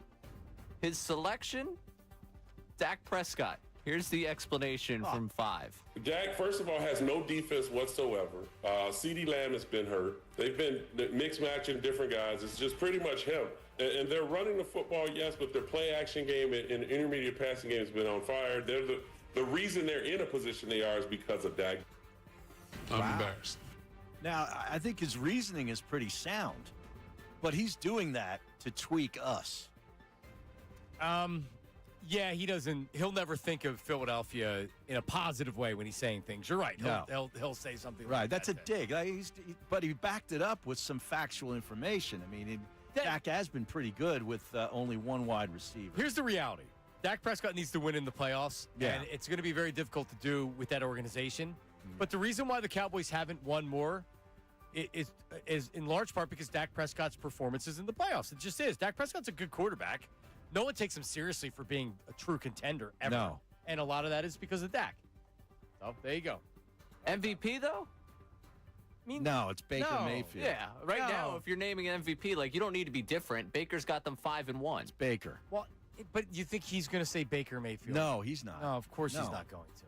No, but that, nobody's saying Dak. The Cowboys, you need to be on a winning team. How about Daniel Jones? Daniel Jones is more of an MVP candidate than Dak because you have to be on a winning team. Right. You would have to have such absurd stats to be a 500 team and win the MVP. Joe Burrow tried last year. Yeah. I mean, in baseball, didn't A-Rod do it for a last-place Texas Rangers once? And Ryan Howard, they didn't make the playoffs, but he had 58 home runs. Right. And I remember the conversation was, well, how can you be the MVP if your team didn't make the playoffs? Well, it's like he had 58 home runs. That's how. Right. All right, you guys talked about how great last night's Thursday night football game was. Kirk Herbstreit on the call for that one in Cincinnati, near where he's from. He went on a little bit of a diatribe late in that game about just how brutal it is to be a sports fan in Cincinnati. Listen, I grew up in Southwest Ohio. I know how Cincinnati fans think, whether it's the Reds or the Bengals. There isn't a person in a white T-shirt or jersey that isn't thinking about a walk to their car with a 31-30 loss right now. I'm telling you, I'm getting texts from Cincinnati fans. I have a text chain called Pain that we are a part of for being Reds fans. Yeah. All right. Can we put this to bed? What city is it most miserable to be a sports fan? Because everybody has the, woe is us, and he's doing the whole woe is us, which, come on, Kurt. You're being flown around the world to do sports at this point. Your dog is a national he brings star. his dog. Yeah. Right now, it's New York. You're not kidding. I mean, one baseball team spent $340 million, didn't make the playoffs. The other team gets bounced. Yankees can't win it. And the football teams are, I know the Giants got a little sniff here in the last 2 weeks, but it's been brutal. It has. Yeah. I don't know. Cleveland? Because you're in Cleveland, and when was the last time they won outside of LeBron? LeBron, that was it. Right, but how many years ago is that? The Indians were good. good. The Indians, they you're were right. good. You're right. And they didn't even fill up that ballpark. No, they 20-some thousand people at the playoff games. Yeah. Well, they were during the day, too. They got screwed with a lot of day games. There was People are working. They work hard in Cleveland. They can't get off. They couldn't possibly leave work early. That's to go what to the a game. announcers were saying. Is that right? Yeah. Oh, They're I didn't making hear that. excuses for it. That's pathetic. There were more people at the scrimmage. Yeah. For the Phillies. Right. Unbelievable. All right, last one for you here. Harry's here. I want to do some more Matt Rule conversation. Matt Rule went on with Pat McAfee and talked about the Penn State job again. With my team, it's just unbridled honesty. Tell them the truth. Tell them exactly the truth, and don't BS them because they'll know. And secondly, like, just out there, like, this is it. This is part of it. Like, it's better than when I was in Carolina and they were chanting to fire me, right? So it's better than being on every hot seat list. So having other schools maybe be interested in you is pretty cool.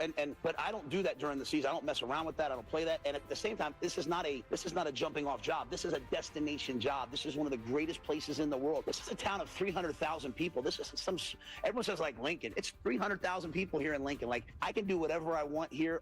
I have a great young team, the youngest team in the Big Ten. Think about how good we'll be next year. Now, I'm not thinking about next year, but where we are right now, like, we're learning. Think about where we're going to go with Dylan and all these guys. So I refuse to be distracted. At the same time, it's when it's your alma mater. You have to show it love and respect. And I hope, and I love Pat Kraft. They'll find the right coach for them, whoever that is. Oh, wow. Well, I love Matt, but I don't trust him when it comes to these jobs. Okay, all these college coaches say the same thing. But that sounded a lot different than when he was asked the other day. And he went on a thing about how much he loves Penn State. But he answered the question the same way he did when he left Temple when he was asked about it, and then he left. Same thing with Baylor. Right. When after he was done speaking, it's like, well, he could have very easily closed the door on that. He decided not to. Right. Right there, he closed the door. Because it doesn't matter if he leaves or not. You can't leave the door open if you're coach for recruiting and everything else. You can't do it. He actually answered it very well right there. You knew he was leaving Temple at some point. Correct. And I knew he was leaving Baylor at some point. Correct. I didn't know if he's going to the NFL. Right. But yeah, it did hurt a little bit there with the whole, well, this is not a step job. I was like, come on, I man. don't want him to leave Nebraska. I want him to stay. I want him to see it through. Just stop jumping around. Stay at a place. Stay at Nebraska. If you can win there, it's great. Yeah. Yeah, like you've got to beat Minnesota this weekend. Who does that mean Penn State hires? What about Lane Kiffin? You know, I heard there's some. I would love to see him come into the Big Ten. That would be pretty cool. Piss all those conservative coaches off. That would be pretty cool, wouldn't it? You'd get an offense. Be up there for multiple weekends. You'd get an offense. I can tell you that. Yeah. That Bear guy that used to be on ESPN, who's now on Fox. The other guy, you produced the college game day, and they made him a big superstar for gambling purposes. He made this case that Joe Brady, the offensive coordinator at the Bills, because Pagula, the guy who basically funds all the stuff at Penn State, owns the Bills and might pull the strings for that. Hey, get him that job. Yeah. That would be a mistake. I think so, too. Brady is a good offensive coordinator. He's done well up in Buffalo. But you watch those games, they just lost to the freaking Falcons. Is that the offensive coordinator? There's a difference between being a play caller and a guy that knows how to call plays and knows offensive scheme, which is great. What they need somebody is you need a culture builder in a program. That's Matt Rule. Right. Like, yes, X's and O's matter a lot less in college than it does in the pros, but you need somebody that's going to walk in and from the minute they step into the locker room, they're commanding the respect and the attention. I don't know if Joe Brady's that guy. When he was a hot commodity and he got interviews, he never got those jobs. No, he never did. He never even seemed like he was a serious finalist for any of those jobs. And he was at some big places too, as an sure OC. was. Yeah, it was LSU's. Yep, he was down at LSU. Yes, he was. All right, coming up. All right, so earlier in the week, News at Noon, we featured a story about the Celtics coaches that ended up playing the Boston media in a game. Earlier this week, yesterday, right, actually the day before, but Joe Mazzulla, the head coach, went on our sister station up in Boston and went back and forth with the host about it. Like a pickup basketball game? Well, we'll explain the entire. No, this is your mind's going to be blown at this whole situation. It's really, really bizarre. Huh. We'll talk about that coming up next. And we have Tim McManus coming up, and we'll get into the Eagles conversation as well. It's Middays with Marks, 97.5 The Fanatic. Eagles head coach Nick Sirianni. We live in a world that it wants to assign blame, point the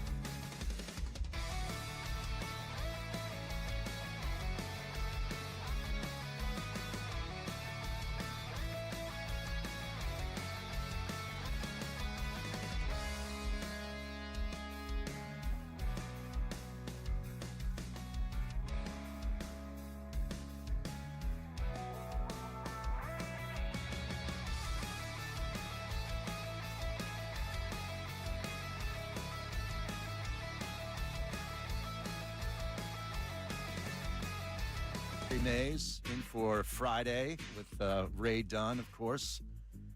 And it's been a long time since I brought back a radio show out of break, Johnny. I don't know if when I need off, you're gonna have to do that. Is that right? You and Ray, yeah. You are. I was talking to Ricky Bo and Colarulo and Silvana in the back. Sorry. They're I forget already our here? breaks are- Yeah, well, I mean they go on the air and in a little bit. I guess you're saying Ricky Bo's already here because normally the like maybe you're rolling at 1 o'clock and. Well, it's kind of what usually happens, right? Not that. No? Not unfiltered. Bill's been here for an hour and a half. Well, Yeah. speaking of Ricky Bo, I saw a video the other day where he was talking about our guy Ray Dunn. He's not too happy with him. So I walk in the back and Ricky looked at me. He's like, "What do you want?" So mad. Like if Ray was in the box, like Ricky he'd beat him. Yeah, I wanted to talk to Bill about that, and then I didn't because Ricky was back there. I need to know if we're going to actually do the horse contest because if he can't handle it, I'm just worried if Ray wins, what happens after that. Well, I saw the video of the knockout. Yeah, I mean, like we can't have the obvious tension it was that's a already hard happening foul, around here. and Yes, then that the was hard. ball was thrown at him. Yep, and then he had to be. I mean, held that's back. a technical foul. Well, it was a flagrant one. He's ejected. Yeah, I soldiered on too. I played. I had to get back in line. You did. Yeah. He got a 15-yard taunting penalty the way he reacted to it. So The people show up to be entertained, don't they? Right. they do. They do. You gave them. So the what if I entertainment. have a few at the Sixers game, go on the court and knock down some free throws? See what I mean? Always comes back to drinking beers. Again?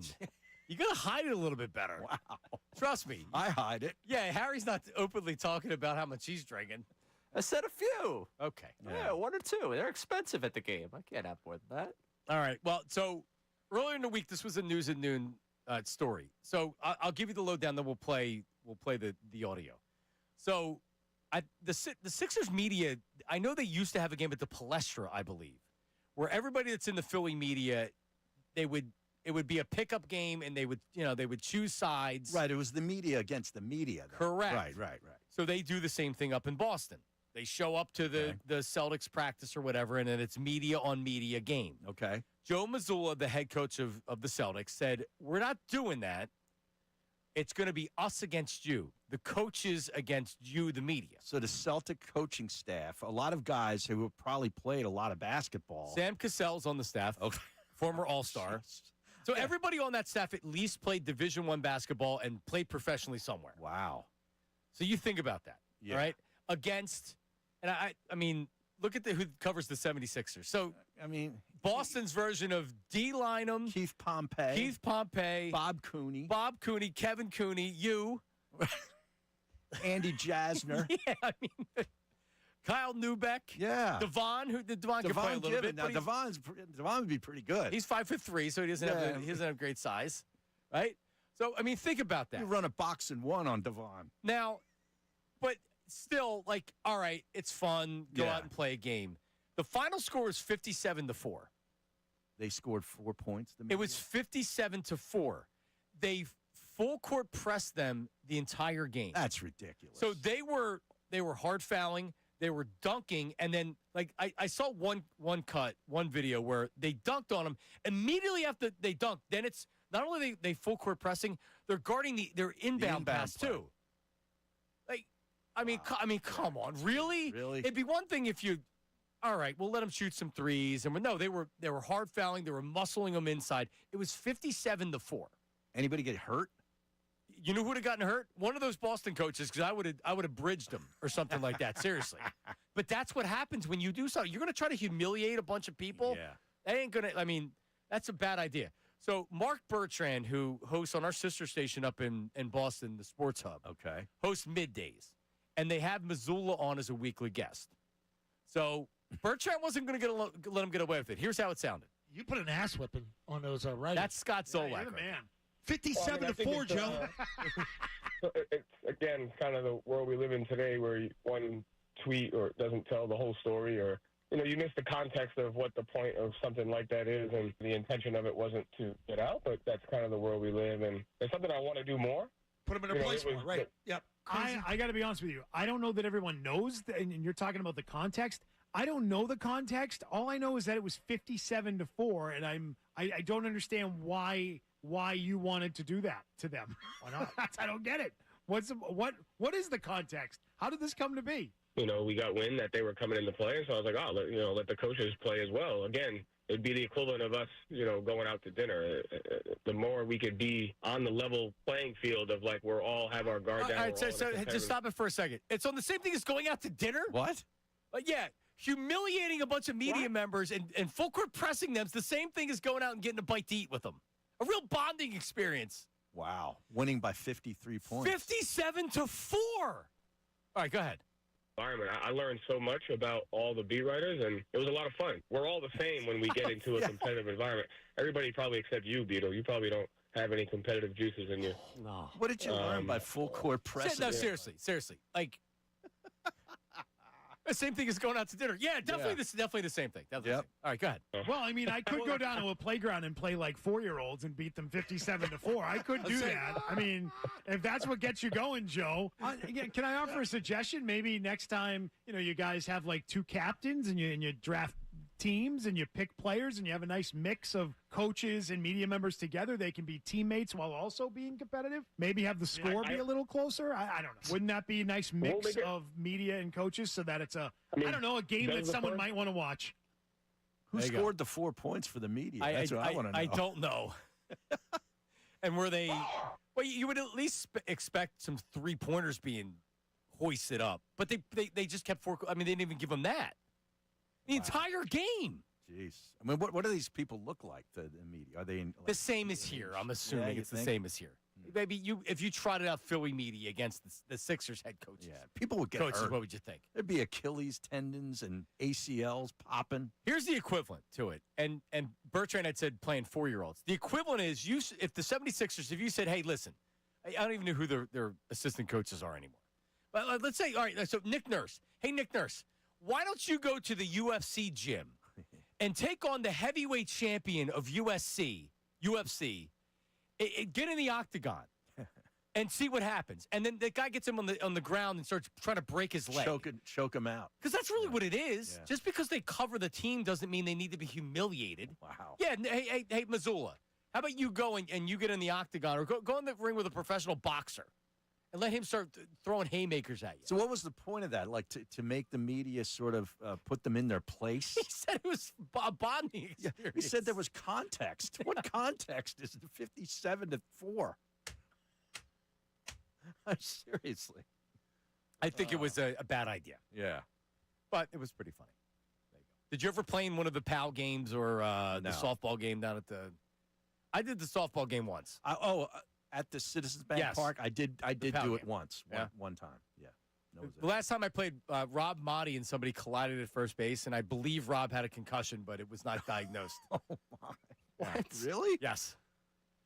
Yeah, not that he got – there wasn't a tent. There wasn't a medical tent. You have to sign a waiver? Did we have to sign waivers? Yes, you have to sign a waiver. Yeah. I think Rob was trying to dig the ball out at first base, and he got in the baseline, and someone kneed him in the head. Yep. I'm out. I can't blow out an ACL. I'm too old for that stuff. Yeah, I'm out. Seriously. Now I'm in. Now Ray. Well, yeah. So Ray is now in the place where, in his radio career, where you do all those things. Right. You have to do. You have to. Yeah, like that's what you do. Mm-hmm. That's how you get your name out there. It's fun. Yep. Your friends will think it's cool. Like, oh my God, Ray's playing the PAL game at halftime. Right. And plus, he finished runner-up in knockout.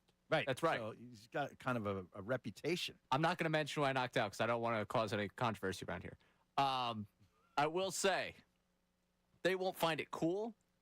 They'll find it as a great avenue to make fun of me. It's not a cool thing at this point. It's like, oh, wow, look, Ray's going to go think he's athletic again. No, they'll think it's cool. Well, you're a big star. Don't tell me your friends don't think that you being a big star is not cool. Like, it's funny to them, I think. It's like, oh, look, Ray's on TV. Like, yes. It's like, well, how'd that happen? I guarantee you people will be coming up to him at the Temple games this year. For sure. There's no doubt. Well, here he gets it. I'm telling you, I went to Wegmans and I have some dad yelling at me, yeah, my son was hanging out with Ray. Right. It goes back to the hanging out part. Every story I hear about Ray is involving alcohol. Right. He's always out. Do we need to have an intervention, Ray? I'm good, man. Are you sure? Yeah. Listen, I know, a lot of times you don't realize that you have a problem, and you have to have other people that tell you That's about what they said to me when I was his age.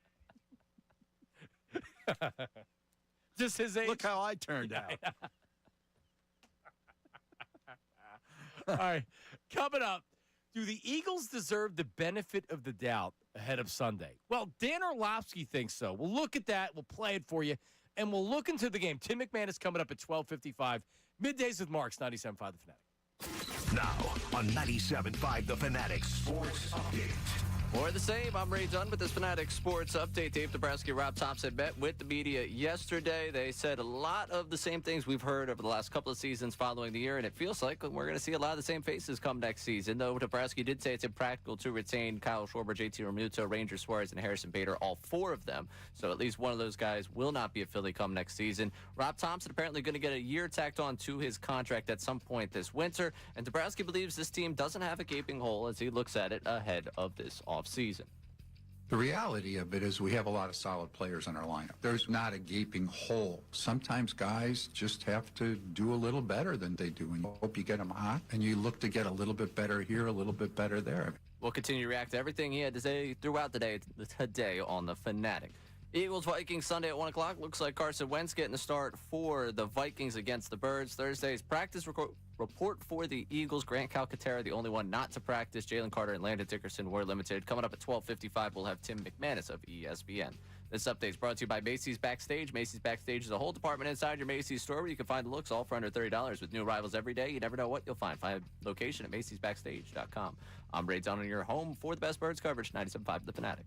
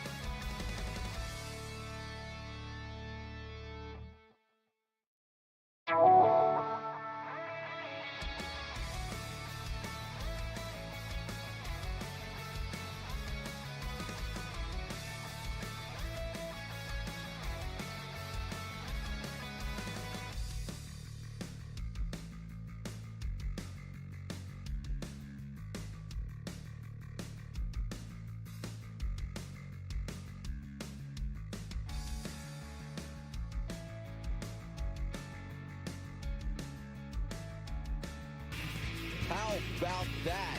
That's Ray Dunn. How about that? All right, we're back to the program today because it is a Football Friday, Harry Mays. Yes, it is. A lot of baseball talk today. Brought to you by Norristown Chrysler Dodge Jeep Ram. Drive into great deals at the fall sales event, Norristown Chrysler Dodge Jeep Ram, and get wicked good deals all month long on a Chrysler Dodge Jeep or Ram. Visit NorristownChryslerDodge.com. Dan Orlovsky, which was this on ESPN or sometimes First he puts Take. Oh, First Take. Sometimes he puts the videos out. Do you like Dan? Yeah, I do too. yeah. I think he lives locally. So he's up in his wife's from King of Prussia, Right, or Bluebell or something. So so she's a big Eagles fan. Yeah. I think they live up there now because he's been doing so much ESPN. But they did when I actually had him on, like before he became big, when he was kind of like, and I remember having him on. And it was actually when I worked nights, and I was like, he's really good. Yeah. Like, he's going to be good. And then, like, a couple months later, he's working for ESPN. I don't think I've talked to him since then. He played at UConn, too. He did. College. Yeah. Actually, I did talk to him since then. We should try to get him on. I mean, we have the ESPN affiliation, right? Yeah. Should be able to get him on. Anyway, Dan Orlovsky, First Take, saying the Eagles deserve the benefit of the doubt. Listen. With a ton of energy. This is not a must-win. They got to play better on offense. They got to get back to being able to control the line of scrimmage, be less predictable in their play calls, create the one-on-ones outside, and Jalen and AJ, Jalen Devontae to connect. If they do that, this will start to trend in the right direction. This is by no means a must-win. If they lose, it's not great, but none of us. Well, if the Chiefs have earned the benefit of the doubt, so have the Philadelphia Eagles. Difference is that the Chiefs have never unraveled like they did in 2023. And this looks like 2023. So have they earned the benefit of the doubt? Well, Yes. So you think they have? Yeah, I think they have by winning the Super Bowl, and it's still early in the season. A loss here would definitely not be good, but they've got the talent. It's not like you've got a team that you don't trust or haven't trusted before. You know what I'm saying? Like, they've done it. Yep. They lose this week, which I don't think they're going to, actually. I think they're going to win. Okay. Because they're 2-point favorites. Yeah. I think it's like a 23-20 game. Okay. Honestly, if they were playing anybody but Carson Wentz, I would probably pick them to lose because the beginning of the week, I was like, they're losing. Well, if Quinyon Mitchell goes off the field in the first quarter with a recurrence of They're a in trouble. hamstring, they're in big trouble. So, like, when you say earning the benefit of the doubt, and you talked about the talent, honestly, I think we're overrating the talent at this point. You think? Well, let's look at the talent. Let's start on defense. All right, who are the defensive ends right now? Ojulari, Patrick Johnson, Jalix Hunt, and Uche. They're your four. They're your four edge Hunt. rushers right now. Yeah. Right, and they've one sack between them. Right. Jalen Carter's a stud. He's banged up. He's going to he'll play be this back. week. Jordan Davis is talented, although underwhelming a lot of times. They have good talent on defense, but if you can't get to the quarterback, what does that do for you? Well, right? yeah, especially if you've got injuries in your secondary. The secondary is what really concerns me. They're missing a corner, not bringing back Slay, or it's the Isaiah Rodgers. Isaiah Rodgers will be on the other side. And so, who was it that put it out there? Right, someone put out there that the Eagles tried to match the Isaiah Rodgers his offer, but they never got back to him. Ed Kratz. Ed Kratz put that out there. Really? Yes. And Isaiah Rodgers retweeted it and more or less said that, that's bull. What, that the Eagles offered in Isaiah's camp never got back to the Eagles? That the offer and you can look it up right now, Ray, but the offer, like the Minnesota offer was not, they didn't give the Eagles a chance to match it. Oh, okay. Wow. And Isaiah Rodgers said that wasn't true on social media. So, who do you believe? But I believe Isaiah Rodgers. So do I. Yeah, the Eagles are great at trying to put out propaganda. Yeah. Here's the thing. Honestly, my reaction was Isaiah Rodgers was okay last year. They're paying him as a starter for the most part. It's not that big of a loss until it's that big of a loss. And right now they miss him. He's not making that much money. He's not. But I thought that was a really great signing by Howie because he was the guy that got suspended for gambling in the gambling thing when he was with the Colts and he was available. I'm like, this is a really genius move. And then they let him go, and he signs elsewhere, not making a ton at all. And he's playing great. It was really one guaranteed year and then a couple million of guaranteed the following year. I think it was like how much was it guaranteed? It wasn't a lot. That's for sure. He's 2 years, $11 million. Okay. And the guaranteed is Like just under 8. Yeah. Yeah. It's like they couldn't have matched that. Right. But at this point, because everybody else is making so much money, Howie has to say, okay, we got to save money somewhere. Right. Keely Ringo was drafted to be a player. He can't play. Looking like he's not. And they brought in Adoree Jackson in case Keely Ringo didn't work out, and that hasn't worked out. And then they made the trade for the guy from the Raiders, and then that hasn't worked out. And they didn't bring Slay back because they didn't want to pay the money for Slay because that was a big amount of money. At least they didn't want to pay it. And I was okay with that.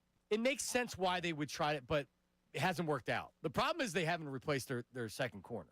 I thought the guy from Oakland or Las Vegas was actually pretty good before he got hurt. He'd have been fine. He'd be healthy. A lot of times you bring in a lot of bodies, and one of those guys is going to stick, and it'll be okay. It hasn't worked out well for the Eagles. But I can say the Eagles have earned the benefit of the doubt. I'm not firing anybody. I'm not saying that Sirianni should lose his job.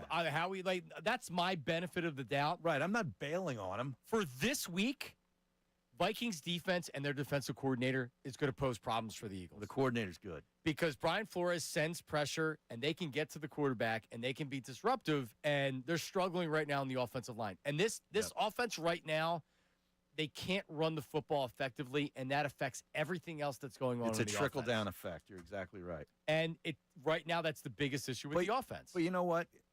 Can't Saquon Barkley make a play on his own without the offensive line being great? So what you're saying is that last year wasn't Saquon Barkley; it was the offensive line. Well, I mean, Barkley hit a lot of home runs, and he had big holes to run through. That's what they need. That's what he needs. Yeah. And Jalen, this is the Jalen Hurts game. Everything doesn't have to be perfect for you to be effective. Baker Mayfield doesn't have his top 3 wide receivers, his starting running back, their starting right guard hasn't been playing. And what's that dude doing? Nothing, but winning. Except the Eagles beat him. Yep. Yeah, it's the one game. That's what I'm saying. They deserve the benefit of the doubt. They beat Baker. I think this week is trouble. You do. Wentz is the only reason I'm not picking. It's hard for me to say the Vikings. I think they can make Wentz look really bad really quickly. What about the defense, though? I mean, Vic Fangio's got to show me something here. No, I thought he would show me something the other Thursday night. That's the image I can't get out of my head. Is the Giants were the Giants blew him off the ball on both sides. Well, no Jalen Carter prior to that game. Which is the big deal. Things. It's a big deal. And then losing Quinyon early on. He only played handful of snaps. But they were saying mercy in the fourth quarter. They were tapping out in that fourth quarter. They were like, let's just get this game over. And that damn Scatterbo, I hate him. He's running all over the place, running through guys. 610-632-0975. We've gone into the secondary conversation ahead of the matchup with the Vikings. Nick Sirianni spoke today on Isaiah Rodgers. We'll play it for you, and we'll get into the concern over the Eagles secondary. That's coming up next. Tim McManus at 12:55. Middays with Marks, 97.5 The Fanatic. Hey, everybody, it's Bill Colarulo, and coming up.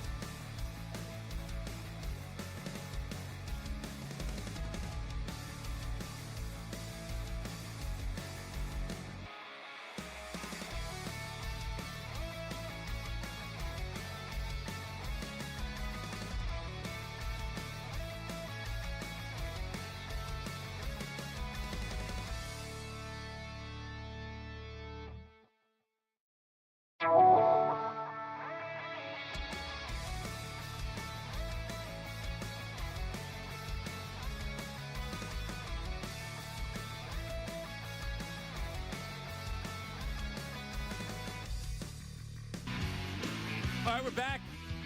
Tim McManus, 12:55. We'll talk about everything with him. Make sure you're subscribed on YouTube. Harry and I were talking about this during the break. That, I mean, certainly from when we worked before together, there's so many ways to listen or watch now. Yeah. On the radio between the app and all the other apps. And 97.5 The Fanatic app is amazing because you can get everything on demand and also listen live. But also subscribe on YouTube. Subscribe to The Fanatic on YouTube so you can watch live. We have the community of viewers and listeners that are on there every day. Harry's actually paying attention to the chat now. I am, yeah. And the chat is suggesting, or was suggesting, some Penn State coaches, and one that caught my eye. Who? John Gruden. I would love it. Could you imagine that? It'd be great. Oh.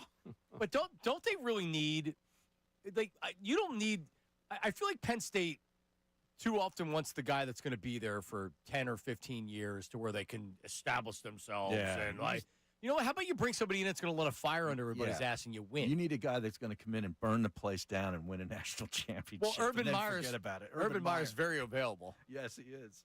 That's name number one for me. I would like that, too. And that would work out for him because you take Urban Meyer from Big Noon. James Franklin goes and gets the job at Big Noon. There That you takes go. the buyout down. See, now he's an agent. Right? It's a trade. 4D chess right Yeah, there. there you Good go. stuff by them. That would be fantastic. I would love it. And just look at, like, watch your daughters at the bar if they go to Penn State with Urban Meyer. That rat. That'd be awesome. All right, so again, subscribe. I'm on all of my social media, whether it's Instagram, MySpace, whatever. You're still on Twitter. MySpace? No, I didn't say that. I never was on MySpace. I was. We used to have the Sports Radio 950 MySpace page. Really? With Glenn Foley and Michael Bradley, Meredith. Yep. Yeah, you were nude on there, I think, when you had the streak. Oh, down at Tony Luke's. Do you know that, Ray Dunn? No, I didn't know that. Yeah. Harry, the year where they were down 7 with 17 to play. To the Mets. Yeah. Harry had said on the air, if the Phillies come back and win, I'll streak naked. Yeah, well, it was if they swept them. They had a 4-game series At with the home. Mets at home in late August, I want to say. And they had won the first 3 games, and my partner, one of my on-air partners at the time, Jamie Yanicum? goaded me into this, as he was really good at. And it got me to say, yeah, if they win, if they sweep, I'll strip, I'll run naked at the remote Thursday night. And that was the game they won, was Thursday afternoon. Really? Yes. So it was that game. It was that day. So Harry is down at Tony Luke's, and late at night. Yeah, Matt Nahagian, the program director, wouldn't actually allow him to. Yeah, he was very naked. uneasy about it. So he got naked, but he had a broomstick and a batting helmet, like a little one of those. a little one. Yeah. And he did run across the street. Yeah, in the across middle of the Oregon segment. Avenue, and and the cops were there. Remember, the cops were there. They knew it was going to happen. Yes. They were listening to the show. Yeah, they were fine with it. They were great. Yep. So Harry actually was naked. And then ESPN.com picked it up, and then the boss loved it. Yes. I mean, I got him some. Some. He was buzz. very nervous about Harry being arrested for indecent exposure. Yeah. I'm like, are they going to pay my bail? Well, the problem was it would have been his second infraction of indecent exposure because you had that other stuff on in your life. Yeah. Well, that was a long time ago. So there you go. But anyway, all right. So make sure you're following and subscribing everything to the Fanatic and the show. I'm JONMARKS Media, John Marks Media, and then Harry Mays TU. Get rid of the TU. Yeah. You're not in a fraternity anymore. Stop it. Do you still have your fraternity in your I resume? wasn't in a fraternity at You are? Temple. That was prior to Temple. Oh. Shippensburg. Shippensburg. Yeah. I spent 3 good years of my life at Shippensburg. Transferred 53 credits after they got rid of me. 53 credits over 3 years? 53 Hey, they were tough credits. A lot of liberal arts. All the liberal arts stuff. Yep. Good for you. Yes, sir. All right, here's so this is today, right? This is the press conference today? Yeah, today, about an hour ago. Nick Sirianni and Jeff McClain. Okay. Going back and forth on Isaiah Rodgers. Listen. Nick, did you want to bring Isaiah Rodgers back? You know, obviously, when you have the success that we were able to have last year, it's hard to say bye to guys. It's always hard to say bye to guys, but that's the reality of this business. guys' contracts are up. You can only get so many of them back, and that's what makes this league so great, the parity within this league. So all our guys, when you go through special things with them, you have a connection with all the guys, so you hate to see any of them leave. So that's a yes. You got it, what I said. Yeah. Yeah, it's a yes. Yeah, it's a nothing because he never gives anything. I mean, Howie Roseman's not going to go 100% on his moves. This was a miss. No. This was a stone miss. Just that the second cornerback position has been a miss. Yeah, like letting him go is one thing, and he's actually, has he been, because he had a couple of weeks where he was the player of the week, and he had did he have two? He's got a couple of picks. He had a scoop and score and a pick six in the same game. He carried Carson to his first win. Yeah, it was that game. Yeah, you're right, because Carson didn't do anything, and they blew him out. No, they scored 48 points. Over Cincinnati. Yep. Yeah. Okay. And Jake Browning, Cincinnati. Right. All those national shows were showing the graphic of points per game with Wentz versus points per game with McCarthy. I was like, all right, listen, I'm not a big JJ fan, but let's be honest. How much did Carson do for you? Overblown by one game. Yeah. But it's just not letting Rodgers leave. It's you didn't replace the corner that you needed. And last year the defense, in addition to the running game, really carried you. So now this year they're still scrambling and trying to figure out their corner position. And then when Quinyon Mitchell is out, then you have no depth and you're really screwed. That upsets the whole rotation. And that Josh Jobe went out to Seattle. He's a starter out there now. And he was they had a bunch of young corners on this team. You had the Eli Ricks and the Keely Ringo and some other guys that they brought in here, and none of them have developed. Meanwhile, Jobe's a starter out in Seattle, and he's actually performing very well. So it is it's a concern. Again, going back to the benefit of the doubt, I give the organization the benefit of the doubt. I don't think this team's particularly good right now with their health and the way that they're playing. Now, we'll talk to Tim McManus coming up. He will be on next. His thoughts on everything, and does he think this is a clear win this week? Tim McManus, you weren't on with Tim last time, No, right? I was not. Oh, this will be awesome. Oh, he's great. Tim was Harry's producer with Jody. And then also with Tony.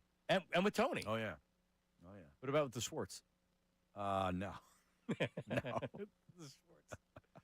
Coming up, Tim McManus of ESPN, his thoughts on the Eagles and the game coming up on Sunday. Middays with Marks, 97.5 The Fanatic. Now on 97.5 The Fanatic Sports Update. More of the same. I'm Ray Dunn with this Fanatic Sports Update. Dave Dabrowski and Rob Thompson met with the media yesterday and told you it's going to be a lot of the same things you've seen over the last couple of years. Thompson said he was comfortable with this core moving forward. Dabrowski did say it's impractical to retain all four of Kyle Schwarber, JT Realmuto, Ranger Suarez, and Harrison Bader, so at least one of those guys won't be in the equation come next season. Rob Thompson apparently is going to get a year tacked onto his contract at some point this offseason, and Dave Dabrowski believes this team doesn't have a gaping hole as he looks ahead towards the offseason. The reality of it is we have a lot of solid players in our lineup. There's not a gaping hole. Sometimes guys just have to do a little better than they do, and you hope you get them hot, and you look to get a little bit better here, a little bit better there. We'll see if they get a little bit better over this offseason. Eagles and Vikings Sunday at 1 o'clock. Looks like Carson Wentz is going to get the start for Minnesota. Thursday's practice report for the Birds showed that Grant Calcaterra did not practice. Jalen Carter and Landon Dickerson were both limited in practice. We'll talk to ESPN's Tim McManus coming up in the next segment about the matchup. This update is brought to you by Audible. Stuck in traffic? Audible's Romance Collection will have you falling fast in the slow lane. Satisfy every side of you with rom-coms, romantasy, and the really steamy stuff. Listen free with a 30-day trial at audible.com. I'm Ray Dunn on your home for the Sixers, Flyers, and Union. 97.5 The Fanatic.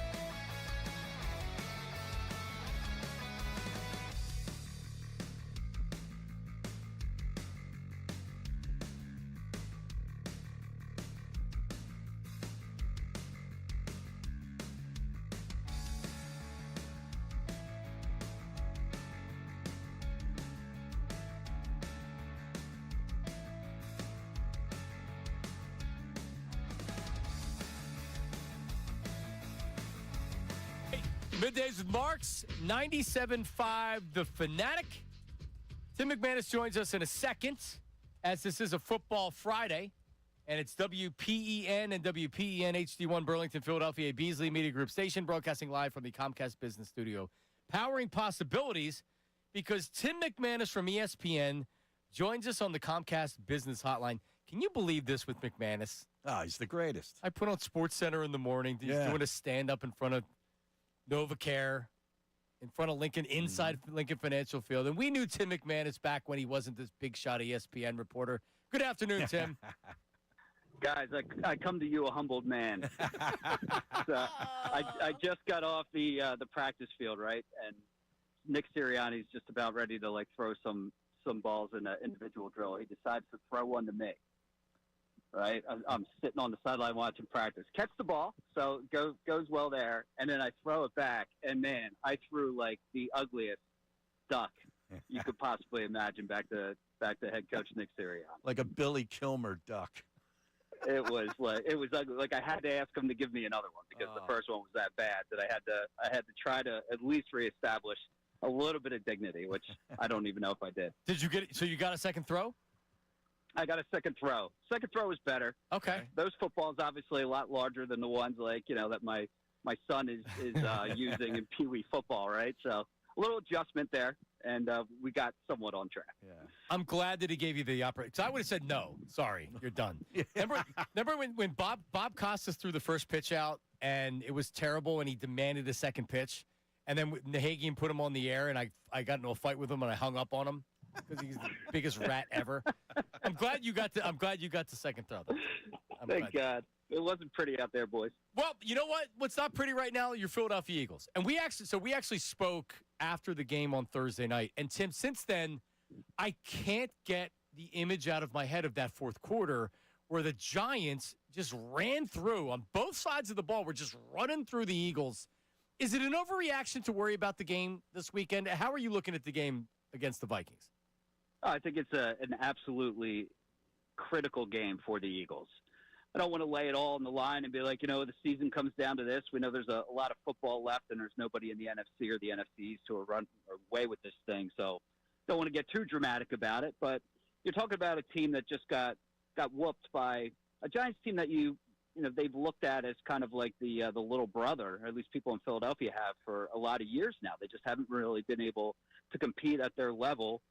And the whole tough detail together that Nick Sirianni preaches, none of that really showed up in that game.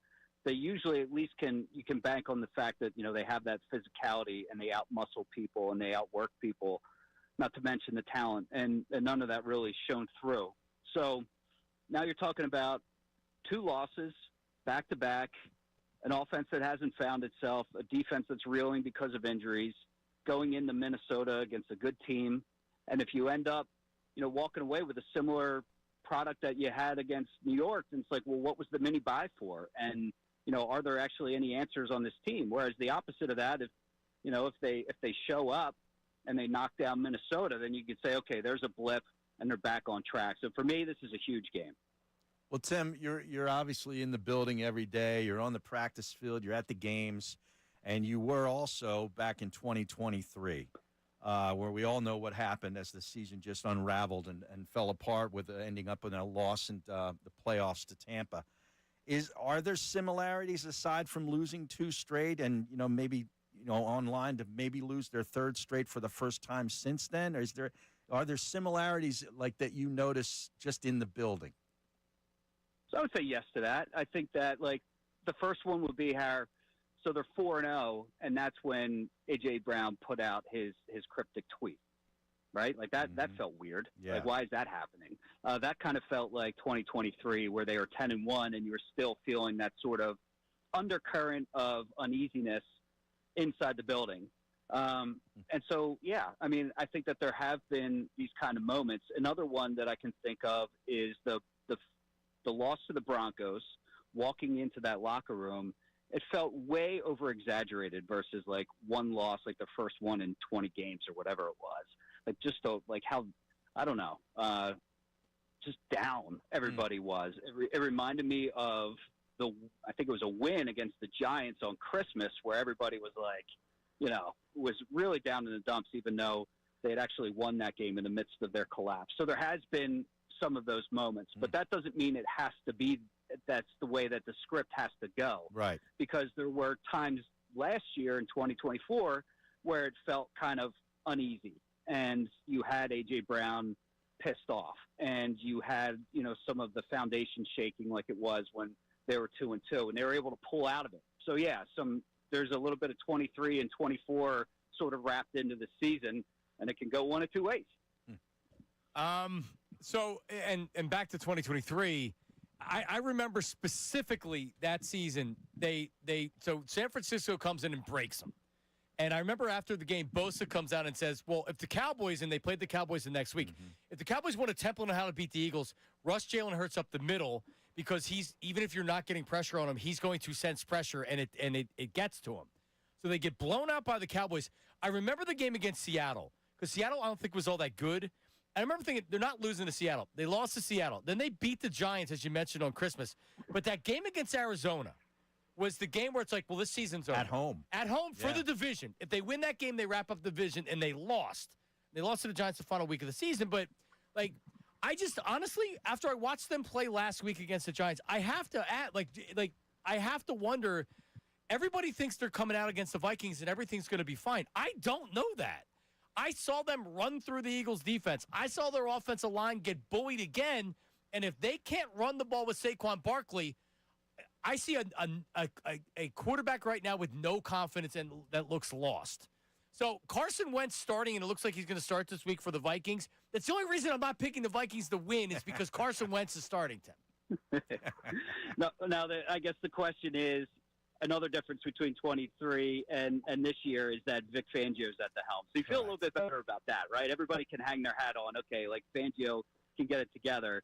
But a big difference between this year and last year to this point is he doesn't have the same personnel. I mean, Zadarius Smith just up and retired this week. Feels like a year ago already. And they're paper thin right now when it comes to edge rushers. Quinyon Mitchell has been on the practice field, so that's been an encouraging development for the Eagles. But he's dealing with a hamstring injury, so what is he going to look like? And we all know what CB2 has looked like. They're going up against, Carson Wentz is back there, but Justin Jefferson is also out there running routes. Right. So it presents a really fascinating matchup where I think that the Eagles can feel good about. They've had plenty of experience with Wentz. They know where his vulnerabilities are. They know that he's prone to sacks. And so that's really going to be the recipe on defense, is just make him uncomfortable, make him force some throws into some bad spots where they can get him picked off, some strip sacks, that kind of thing. I mean, that could really get the engine revved up. Any word, because I've seen a couple insiders say, oh, well, it was personal reasons why he retired. Zadarius Smith. Yeah, obviously it's personal reasons. It's just odd because he was playing. I think we saw he played 25% of the snaps. So it's not like a sack and a half, I think. He had a sack and a half. Yeah. So it's not like one of these things where he came in and he wasn't getting playing time and he said, "The hell with this." Have you heard any whispers on why he would retire? I haven't heard it was related to anything that's going on fundamentally with the Eagles. That it was personal. I mean, I was surprised to an extent, especially because I was part of a conversation with him when he first got here, and he was talking about how much football he thought he had in the tank. He was talking to us about his contract and said that he had all these incentive clauses in there. Like once he got to 5 sacks, he got an extra $250,000, and then it bumps all the way up to $500,000 if he gets to 7, and then it keeps going. He could make all the way up to 2.5 extra. So he was super motivated to get all of that. Seemed like he had a lot of good football left, and the product, I think, spoke to that, right? He was leading all their edge rushers with takedowns. But I also knew he came in late, and part of that was family considerations. He's got a young family at home. So I'm not going to pretend to know exactly why he decided to walk away, but I don't think it's related to the Eagles' record or anything. But the cynic of us says, well, he came here for a free ride to the Super Bowl. He comes in here, takes a look at the land for 2 or 3 weeks, and says, "We ain't winning no Super Bowl. I'm out." I said, "I'm out." Yeah. And I know that the fan base is kind of unnerved right now, right, Harry? Because They're not used to the 2 losses. So much winning has been going on here. But I can say that the locker room feels better this week, like for sure. And talking to guys like one-on-one and just having those conversations, they're like, yeah, the vibes have gotten much better even from like a week ago. So they feel pretty good. That's not always an indicator that things are going to get right on the field. I've had people tell me that before, and then they go out and they get boat raced. So Right. it's not like a definite tell, but I can let you know that internally it's not feeling right now like total disaster. Everybody in the respective corners, like it feels a little bit lighter and looser than we've seen in the past 2 weeks, and that could be an encouraging sign for them. Well, that's good. Now everybody knows that A.J. Brown is frustrated. It's pretty obvious. What about Saquon Barkley? Because we don't really talk about him. We talk about the quarterback underperforming against the Giants. We talk about A.J. Brown and his frustrations, not getting the ball enough. Saquon Barkley's longest carry is 17 yards. By this time last year, he had a couple of 60, 70-yarder touchdown runs. There's no home runs. Is he frustrated? Does he show it? He's got to be. Yeah, like his life was kind of like this in the pros for a lot of years. Yeah. So I think a part of him, he knows how to deal with it. And I also think that his time in New York really got him centrally focused on winning. So of course he wants to be one of the greats. He makes that plainly known. Like he wants to go down as the best of all time or one of the best of all time. And this kind of start is not going to help out. But I mean, you look at it, and he's getting hit in the backfield like on a third of his runs. That's not a sustainable thing. And Lane Johnson talked about after the Giants game about predictability, and I think that absolutely is a factor. If you still have a pretty good offensive line, banged up or not, and if you have defenders living in your backfield on runs, it suggests that at least in part they know what's coming and when it's coming. So that's what this coaching staff really had on them this week, was to try to get that straightened out. But you're hitting on maybe the most important thing is that they need to get Saquon going. They need to get the ground game going. Once that happens, everything branches off from that, right? Like then they can start doing the play action. Then the RPOs keeps the defense honest. Then all of a sudden you're moving and you're back to the Eagles football that they established last year. So that's really I think that was probably the biggest focus of this mini bye, was getting that run game going. And I think they can do it against this defense. If they have one susceptibility, it's the ground game on defense. So Quinyon Mitchell, you mentioned he's been practicing. So you expect Mitchell and Jalen Carter both to suit up? It seems that way. Carter went from full participant on Wednesday to limited on Thursday. That's not usually the way the trend goes. But when we talked to him on Wednesday, he said, like, I'm going. And he also said that his shoulder feels better. But that's like, you're hitting on the other key, man. It's like, Jalen Carter, especially with the absences that you have on edge right now, just becomes that much more of an important player. I think everybody expected the arrow to just sort of steadily point up for him. And we saw the potential that's in him last year. Like, he looked like one of the best players on defense in the entire league. And he's taken a step back. Some of that's because of injuries. But, man, I mean, nothing more important than to get him going to sort of establish that defensive front. Jalen Hunt, Patrick Johnson, Azeez Ojulari, and Josh Uche are your four edge rushers right now. Man, Tim, they better be blitzing if they want to get to Carson Wentz on Sunday. Yeah, and that's not Vic Fangio's favorite thing to do either. He's stepped out of his comfort zone, and to his credit, I think when he has blitzed, it's been pretty successful for him. So I have no doubt he's going to have to dial some things up, because you're right. I mean, I don't think they're going to get home, even if Wentz is holding on to the ball. And I saw a crazy stat. Like, Wentz is number 1 in the NFL at getting the ball out right now. Really? Which, yeah. Wow. I'm going to have to go back and check my facts there. I don't know. But when I don't know. But that's what I saw. Maybe Joe Flacco might have jumped ahead of him last night after that performance. How cool was that? Oh, man. That was awesome. That was a great game. Very entertaining. I loved watching that, man. I loved watching that. But, he's going to have to dial it up to get home to Carson, I think. Timmy, appreciate it, man. We'll talk next week. All right, boys. See ya. There he is, Tim McManus, ESPN. I knew Tim when he was an illegal intern. Yes. Here at 950. Me too. But it's funny. I know we got more football to talk about. There was something that made me think. You talk about benefit of the doubt, like Orlovsky saying that they've earned the benefit of the doubt. The general manager has made such an impression on me with what he has done the last couple of years with this football team that when I saw a guy was inactive yesterday, I immediately thought of him. Huh. Is that a tease? Is that a major tease? There's a tease. All right. Coming up, 610-632-0975. Feedback is coming up later on in the program, and it's a new segment. It's an old segment. Locks of the Week is coming up before that. So get your lock ready to go, Harry. Okay. All right. Middays with Marks, 97.5 The Fanatic. Friday, October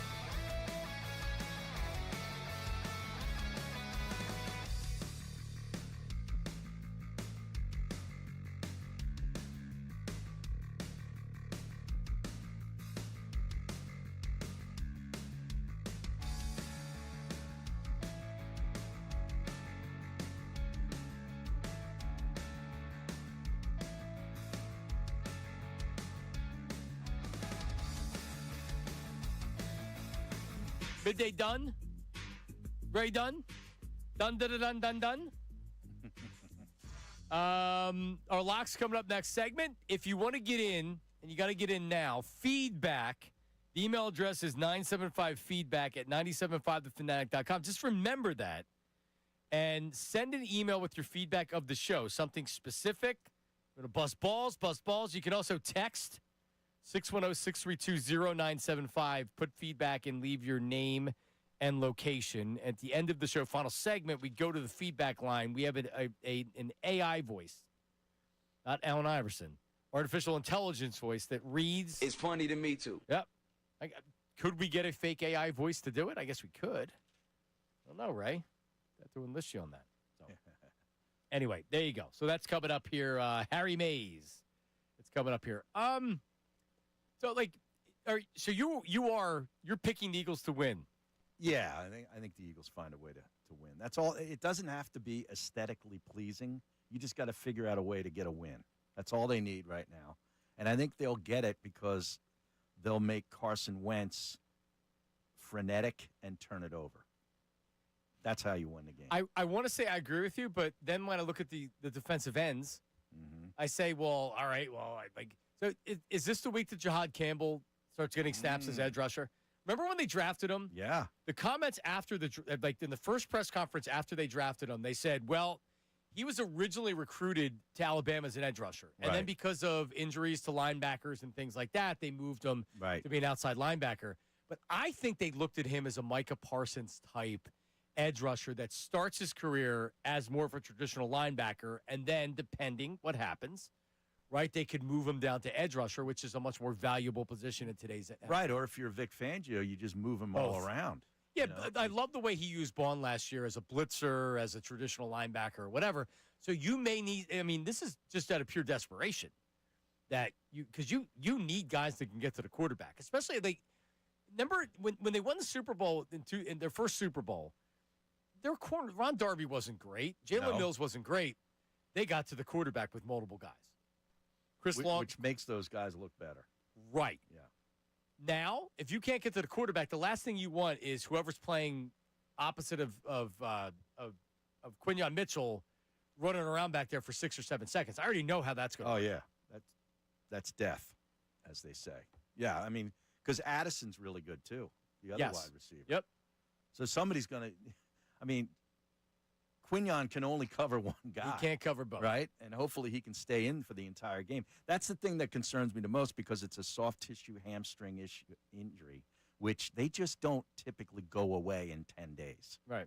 Agreed. He could be 85% out there. He could re-aggravate it. Right. He could not play. Who knows? Yeah. Right. Gonzalez up in New England missed a bunch of time with a hammy and didn't play the first couple weeks of the season. And it's like, okay, it's not like with other players he just can't go out and say, okay, we're only going to play you 50% of the time. So with a running back, it's like, okay, well, you don't have to be out there every down. Right. Wide receivers, you don't have to be out there every down. Corners are out there every down. Yeah. So is a guy playing 75%, you can't just play him some of the time. And it's like if he's out there and then all of a sudden he's not out there, that's the immediate sign to the Vikings, like that's where we're going. That's what you do. You target the weakest guy. You would think. Right? So you're going non-style points. This is a grinder. Non-style points. Because Minnesota is a good team. They're solid. They have an excellent head coach, a great offensive play caller, despite Carson Wentz. They still have the defensive coordinator, too. Brian Flores brings it. Yep. It's good defense. Ray Dunn, is this a win? Yeah, it's a win. Ooh, he sounds very confident. Okay, all right. I think they're just too talented to lose 3 straight. I get it. You're going to hit me with the 2023 PTSD, and you could hit me with that counterpunch, and I really don't have a way to react to that, honestly. But looking at this group and what they have, they're talented. I believe in Fangio to figure it out, have answers after the mini-bye for Carson Wentz specifically. I think you hit it right on the head, Harry. I think this is going to be a game in which turnovers change it for you, and I think they're going to be more careful with the football than Carson Wentz will be. And on top of that, one underrated thing about Minnesota, their run defense. Bottom half, almost bottom quarter of football. I think they're 24th in football in terms of yards per attempt and then yards allowed per game. I understand it's been ugly for Saquon Barkley. But Landon's back. Landon's back. He's had 10 days. Yeah. At some point, they have to figure it out with him. He's too talented not to hit a home run. Right. Do they? He's too talented not to hit a home run. He hit home runs with the Giants. The Giants suck. But this is less about Saquon and more about the offensive line. And we had Kevin Foley on earlier this week with Jason, actually. He was the Edge matchup show executive producer at NFL Films. Played collegially at Maryland. Was a big South Cherry Jersey. Hill East. Cherry Hill Legend. East, same as Glenn, Yeah. his brother Glenn. Yeah, legend. And he said what now you're hearing a lot of people that break this stuff down is they're playing zone against Jalen Hurts. And they're saying to him, well, we're not going to play you man. Because then he can take off. Right.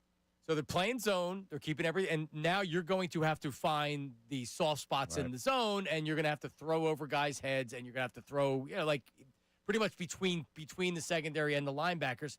And that's not what he's comfortable doing. But that's why Goddard has been so successful. Correct. Because he's really good at finding a spot and sitting down in it and taking the play for what it is. It doesn't necessarily break into a big play, but it's sort of like with Ertz back in the day. You can get a 10-yard gain. I'll tell you what I would do. I would get Jalen on the move.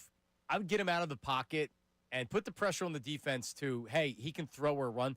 Because when Jalen's moving and confident, he makes great throws on the run. Mm-hmm. There's sometimes you don't realize in the moment like what you're doing's like not working, and him sitting back there and almost he hasn't really used his legs at all the last couple weeks. Why? Call it designed run. Dude, don't get him on the move. Let him decide. It's not like he's taking big hits when he runs. He's always very smart when he gets down. He's good at sliding, getting out of bounds. He is. Yeah. Get him on the move. And the other thing they need first downs, because when they run pace, that's when this offense is at their best. Unless you get first downs, you can't do it. Yeah. As we learned with Chip Kelly. But I saw this come across the feed yesterday late afternoon that Trey Hendrickson was going to be scratched from the Bengals game. So you thought. And I know the trade deadline's not too far away, and I'm like immediately went to I wonder if Howie Roseman is making a move. Oh, so that's the tease that we're paying off. Trade deadline's coming up in early November. November 4th, I believe. Yes. Yeah. So we get a couple more weeks before that. Mm-hmm. You never know what's going to happen with the Bengals because you would have thought they would have signed this guy already. Right, and they're notoriously cheap. Right.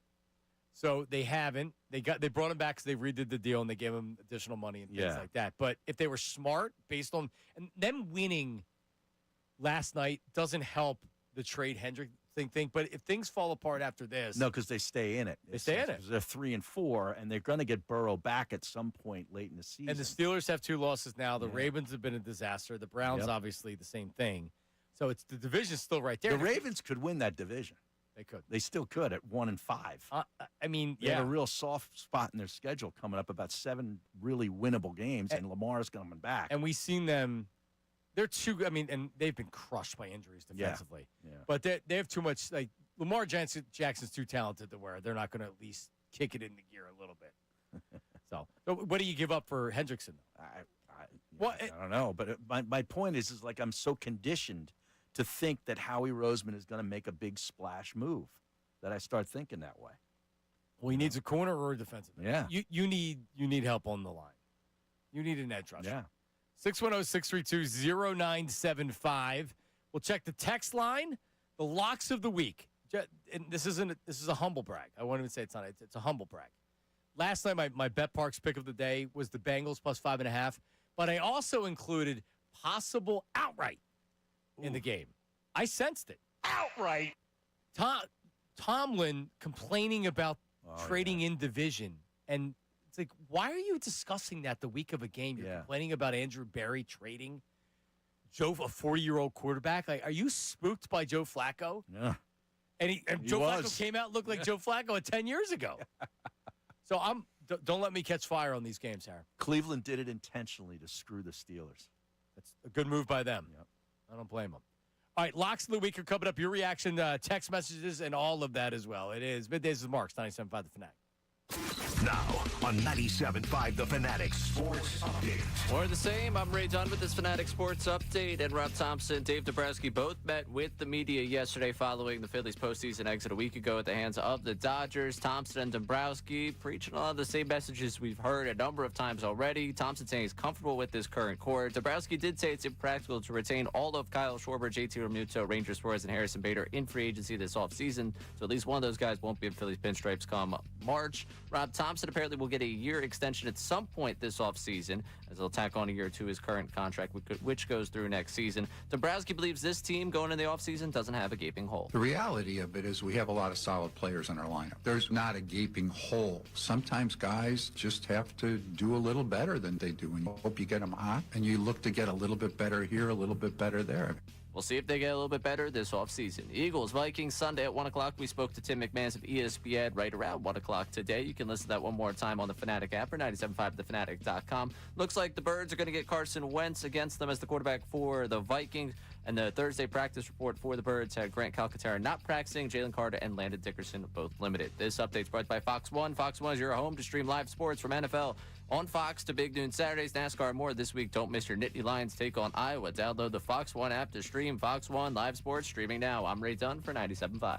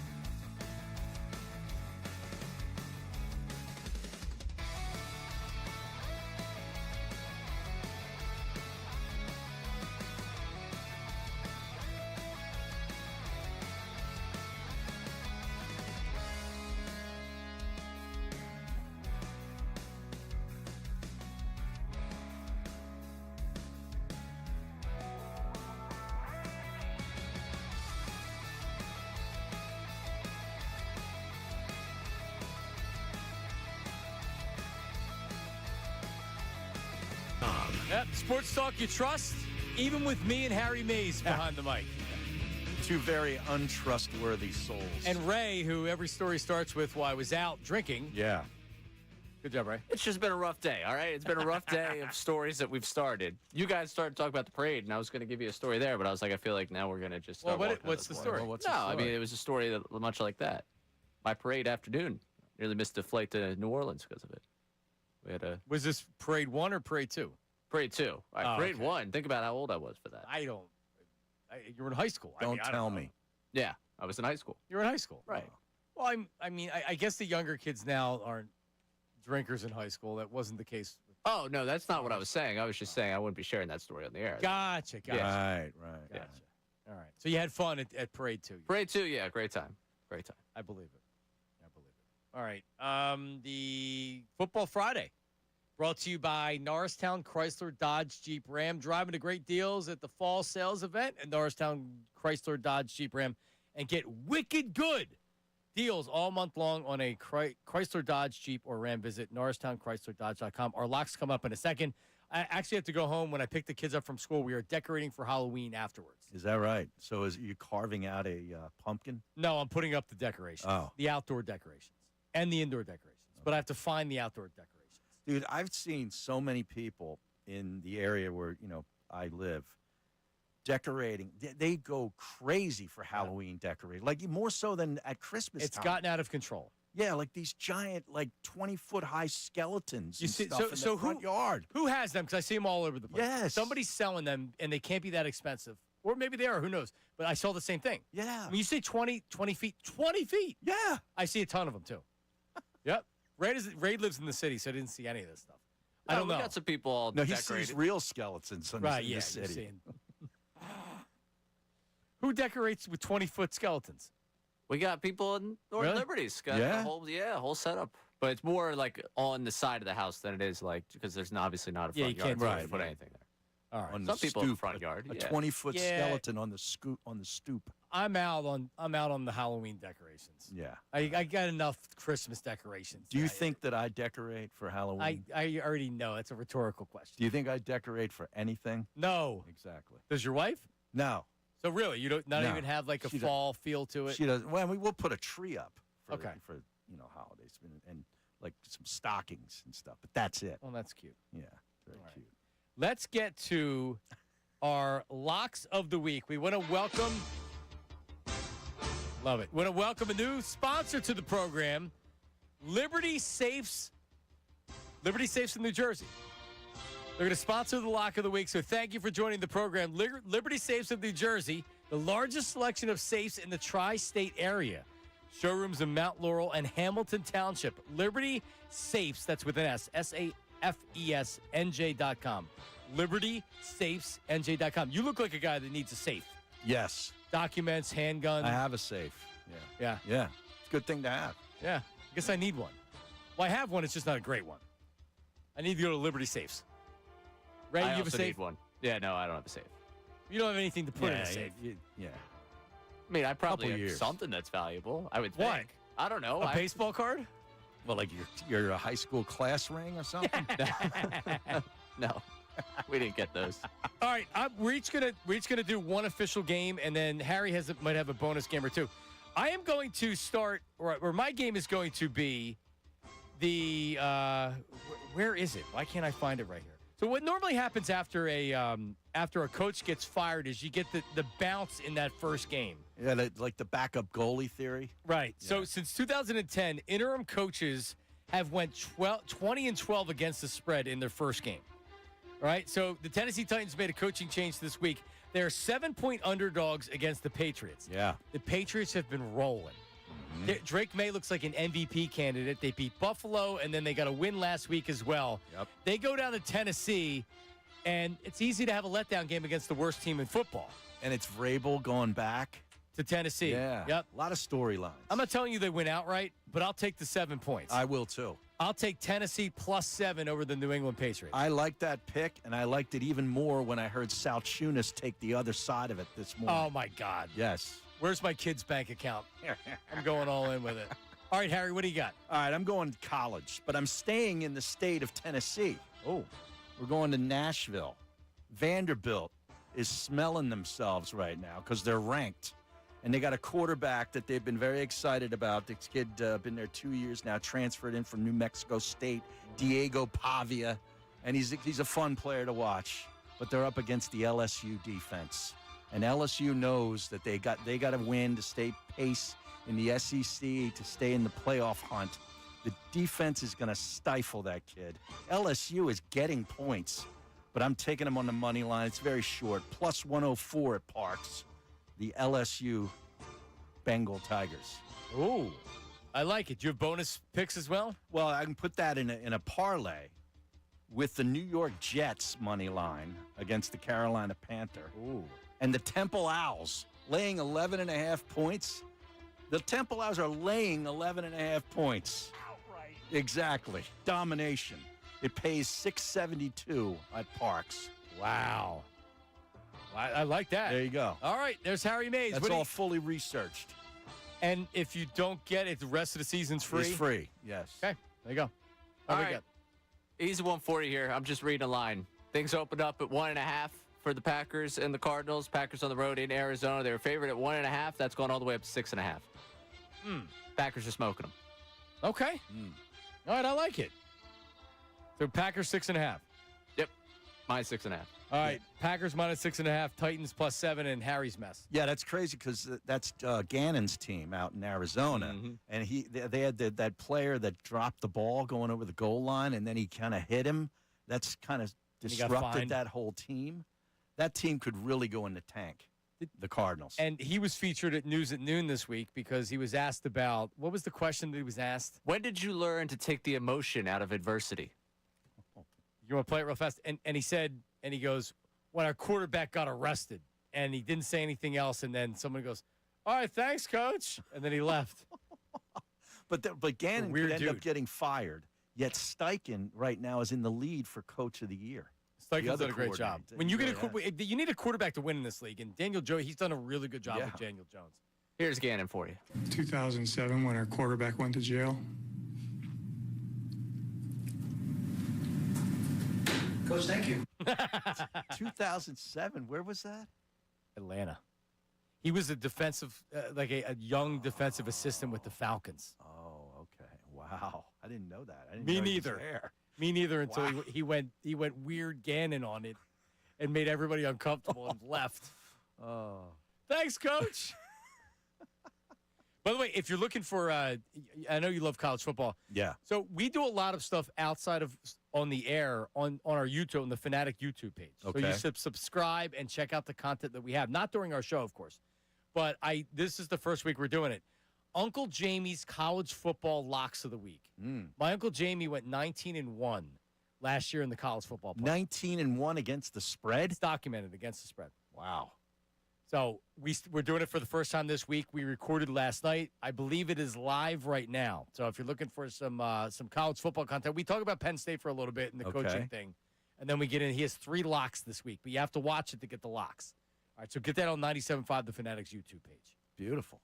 It is beautiful. All right, coming back, feedback, and then we'll wrap it up as Bill Calarulo and Ricky Batalico are coming up next with Unfiltered. It is Middays with Marks, 97.5, the Fanatic.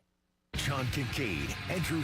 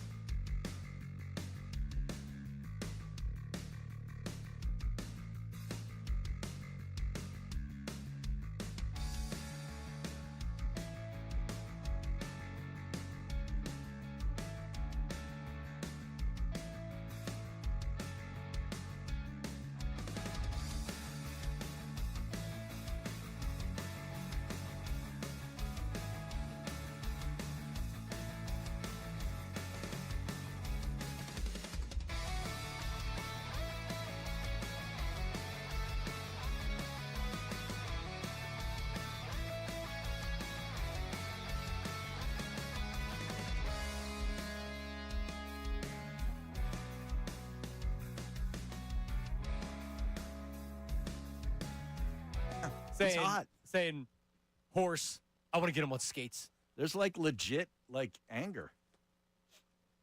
You guys may just have to fight to get it over with. I thought he was going to yesterday while I was sitting there working on some stuff. I thought for sure he was going to come over and just like, all right, just throw him up. But I mean, when I saw the video the other day, I thought it was a bit. It's not a bit. It's not a bit. No. Which, I mean, I really don't have anything against the guy. All I said was I knocked him out. Well, you did.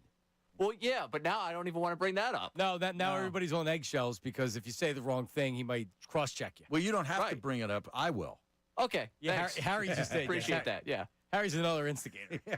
Marks and I were the instigators back in the day. Correct. And I can't say I've graduated from that. I'm just at an executive level instigation. C-suite. All right, let's get to feedback. Now, it's time for feedback. How about filling us in? I can't lie! Email us at 975feedback@975thefanatic.com. Say it! Let me tell you something! Or text us at 610-632-0975. Let me tell you something else, man. It's feedback on Middays with Marks. What do you got? Harry Mays should dress up as Kramer with the Ass Man license plate as a tribute to Butthead. Harry Mays, you are the Ass Man. Rich from Conshohocken. I like that. I am the ass man. The ass man. Yeah. I could totally see that. John Kincade said Thurston Howell III, which is great. That is good. That is good. Lovey. Yeah. Do you know who Thurston Howell III is, Ray? No. Nor should you. Great character, though. Yeah. Gilligan's Island. Yeah. With Lovey, Thurston Howell III. I was always a Ginger guy, not a Mary Ann guy. I would think the average guy would be Ginger because think? he was more of a... Yeah, not that Mary Ann wasn't attractive. She was like wholesome. Wholesome. Yeah. You would want to bring her home to mom and dad. Ginger was the movie star. Yeah. And you would be the movie star. Right. Which is why you're probably The divorced. redhead. Yeah. Yeah. Yeah, the redhead. I was divorced. Right. Yeah. How'd that go? It was good. How old were you when you got married? The first time, Yes. 27. I was divorced by 30. Were you in North Carolina when you? Yes. Yeah, okay, that makes sense. Yeah. Yep. All right. What's next? Someone tell Dave Dombrowski that Harry knows what a good club looks like. We'll have your usual Friday night special ready tonight. Ruby from Club Risque. Oh, nice. What's up, Ruby? So hold on. I wrote this down earlier in the week because we had discovered it was breaking news that Ray had never been to a Club Risque. Are you serious? Or any gentleman's club. What? Nope. And Never you're been. how old? 25? 25. Oh, my goodness. Harry, do you remember where Harry and I watched the Deshaun Jackson Monday Night Football game where Michael Vick threw the long bomb to start the game, the Deshaun Jackson? Mm-hmm. Yeah, where were we? Which club? Penthouse? Yes. But we're in a working capacity. by the way. I was being paid to be there. Sure, yeah, so was I. Yeah. We were. I probably spent all that appearance for Gonna say, how much of that 30 minutes. I did not spend any money. No? No, I did not. Yeah. In case my wife. I had a birthday party there. Did you really? Yeah. What's the DJ's name that was a big listener? Jason? Jason and his band, he had like a Tom Petty cover band. Yeah, I remember that. Played there, and I sang a couple of songs with him. What? It was awesome. You were singing Yeah. Tom Petty yeah. songs. We got to get. What did we say the name? A day with Ray at Club Risque. We're gonna do an appearance. I thought it was Gay Ray at the Pride Parade. Well, Gay Ray just for a day. Oh, okay. But this will be a day with Ray at Club Risque. Okay, I like that. I'll go to that. I know you will. I will not. All right, what's next? The Phillies need an elite contact hitter this offseason. If we can sign Luis Arias, then honestly, get rid of Bryson Stott and let Arias play second base. Isaiah from Levittown. It's tough to go to Gay Ray and a day with Ray at Club Risque and talk about nuts and bolts Philly talk. Bryson Stott's not going anywhere. No. They still control him for a couple more years, right? I know that he's been, I think overall, he's been a little bit of a disappointment considering it was a first-round pick and what you expected of him. I actually thought he had a pretty good year. I like him at the bottom of the lineup. Yeah. He's where he needs to be. Yeah, they tried him. He was lead off for a little bit. He sees pitches. He actually has a clue what he's doing up there. Right. He's kind of like what they need. If he could do it, like a line drive kind of hitter. Exactly. You know? Yep, exactly. So and we can sit here and be like, all right, well, they need to do this, they need to do that. Dombrowski doesn't seem like he thinks they need to do anything. No. Everything's fine. Kick your feet up. Let me go. All right, we're fine. We won the World Series. Let's go. My name's Dave Dombrowski. All right, what's next? Mad Mike is a real ray of sunshine. He probably hates babies and puppies, too. Mike from South Philly. Mike kicked the puppy. Yeah. Yeah, I knew I was going to hear from Mad Mike today after watching Flacco last night. He doesn't like anybody. No, you even asked him who his favorite player is. He said the kicker. Said the kicker. Yeah. A miserable guy. Yeah. Mad Mike. All right, what's next? Don't think for 1 minute that Dave Dombrowski and John Middleton don't have a pre-press conference meeting to discuss the tone of what will be said and not said by Dave Dombrowski. Sean from Swedesboro. He was kind of echoing something that the owner had said about the way the series ended. Yeah. Right? I mean, it's an organizational thing. I would be naive to think that they're not having a meeting.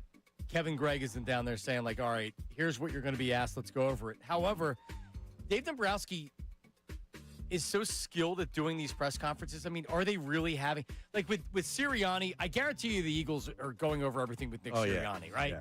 Like if you're a good organization and you're good with media relations and communications and everything like that, your coach or general manager should never be unprepared for what's coming your way. Especially in a town like this. Yeah, no, because you say the wrong thing and you know what happens. Starts here. a firestorm. I don't see it's all going back to this. The Dombrowski comments about Bryce Harper. I do not think they were calculated to try to motivate Bryce Harper. I was talking to Ricky, and they're going to talk about it today. Okay. I think I would regret it if I was Dave Dombrowski because it's just unnecessary. There's nothing. You're not motivating Bryce Harper at 32 years old to be a better player by saying, "Oh, he's over the hill." Yeah, exactly. Is what he was saying. Like, I have no idea if he can be elite anymore. All right, what's next? My dead remote control batteries have more power than Bohm. Steve from Hillsborough, New Jersey. Again, it's not today, but the movement will be started. I've had it with Bohm. You're done. I want him out, and I want Otto Kemp to be the third baseman. How about that, Ray Dunn? Ooh. Otto Kemp is getting 500 bats next year, and I'm all for it. How about that? No? Wow. That's fine. No, but you agree. Writing down the time. No, I don't agree. Yeah. Does Ricky think Otto Kemp should be a 500 at bat guy next year? He says no, so I know that I'm correct. Yeah. There you go. All right, but not just at third base, left field, right field. Right, you can move him around. Move him around, spots. and he's probably batting 245, and he has 17 home runs, and it's not exactly what you want, but let's face it, with the amount of money that they have, that's not enough. Okay, but here's the thing: who are you getting? You're gonna bring up Crawford to be a starter in the outfield? Okay, yeah, good. All right, let's awesome. do that. Awesome. So you have Crawford and Marsh. Who else? Yeah, you're going to need some pop from Weston Wilson. Okay, great. Crawford, Weston Wilson, and Marsh. And Kemp. Oh, yeah. And Kemp. There you go. We're fine. Have a good club. Yeah, we have a good club. All right, what's next? Last one. Hey, Johnny Marks, you looking for another co-host? I'm in the market for a new job. James from State College. There you go. All right, that's feedback. Are you taking resumes, tapes? Are you taking demo tapes? Next week, Sam Wilson, formerly of 97.5 The Fanatic. Oh, yeah.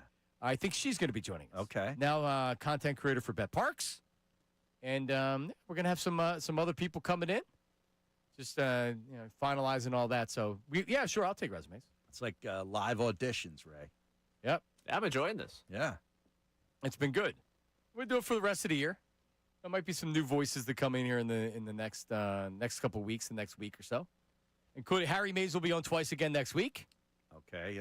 Tuesday, Friday. How's that work? Tuesday, Friday. All right. There you go. Tuesday, Friday with Harry Mays.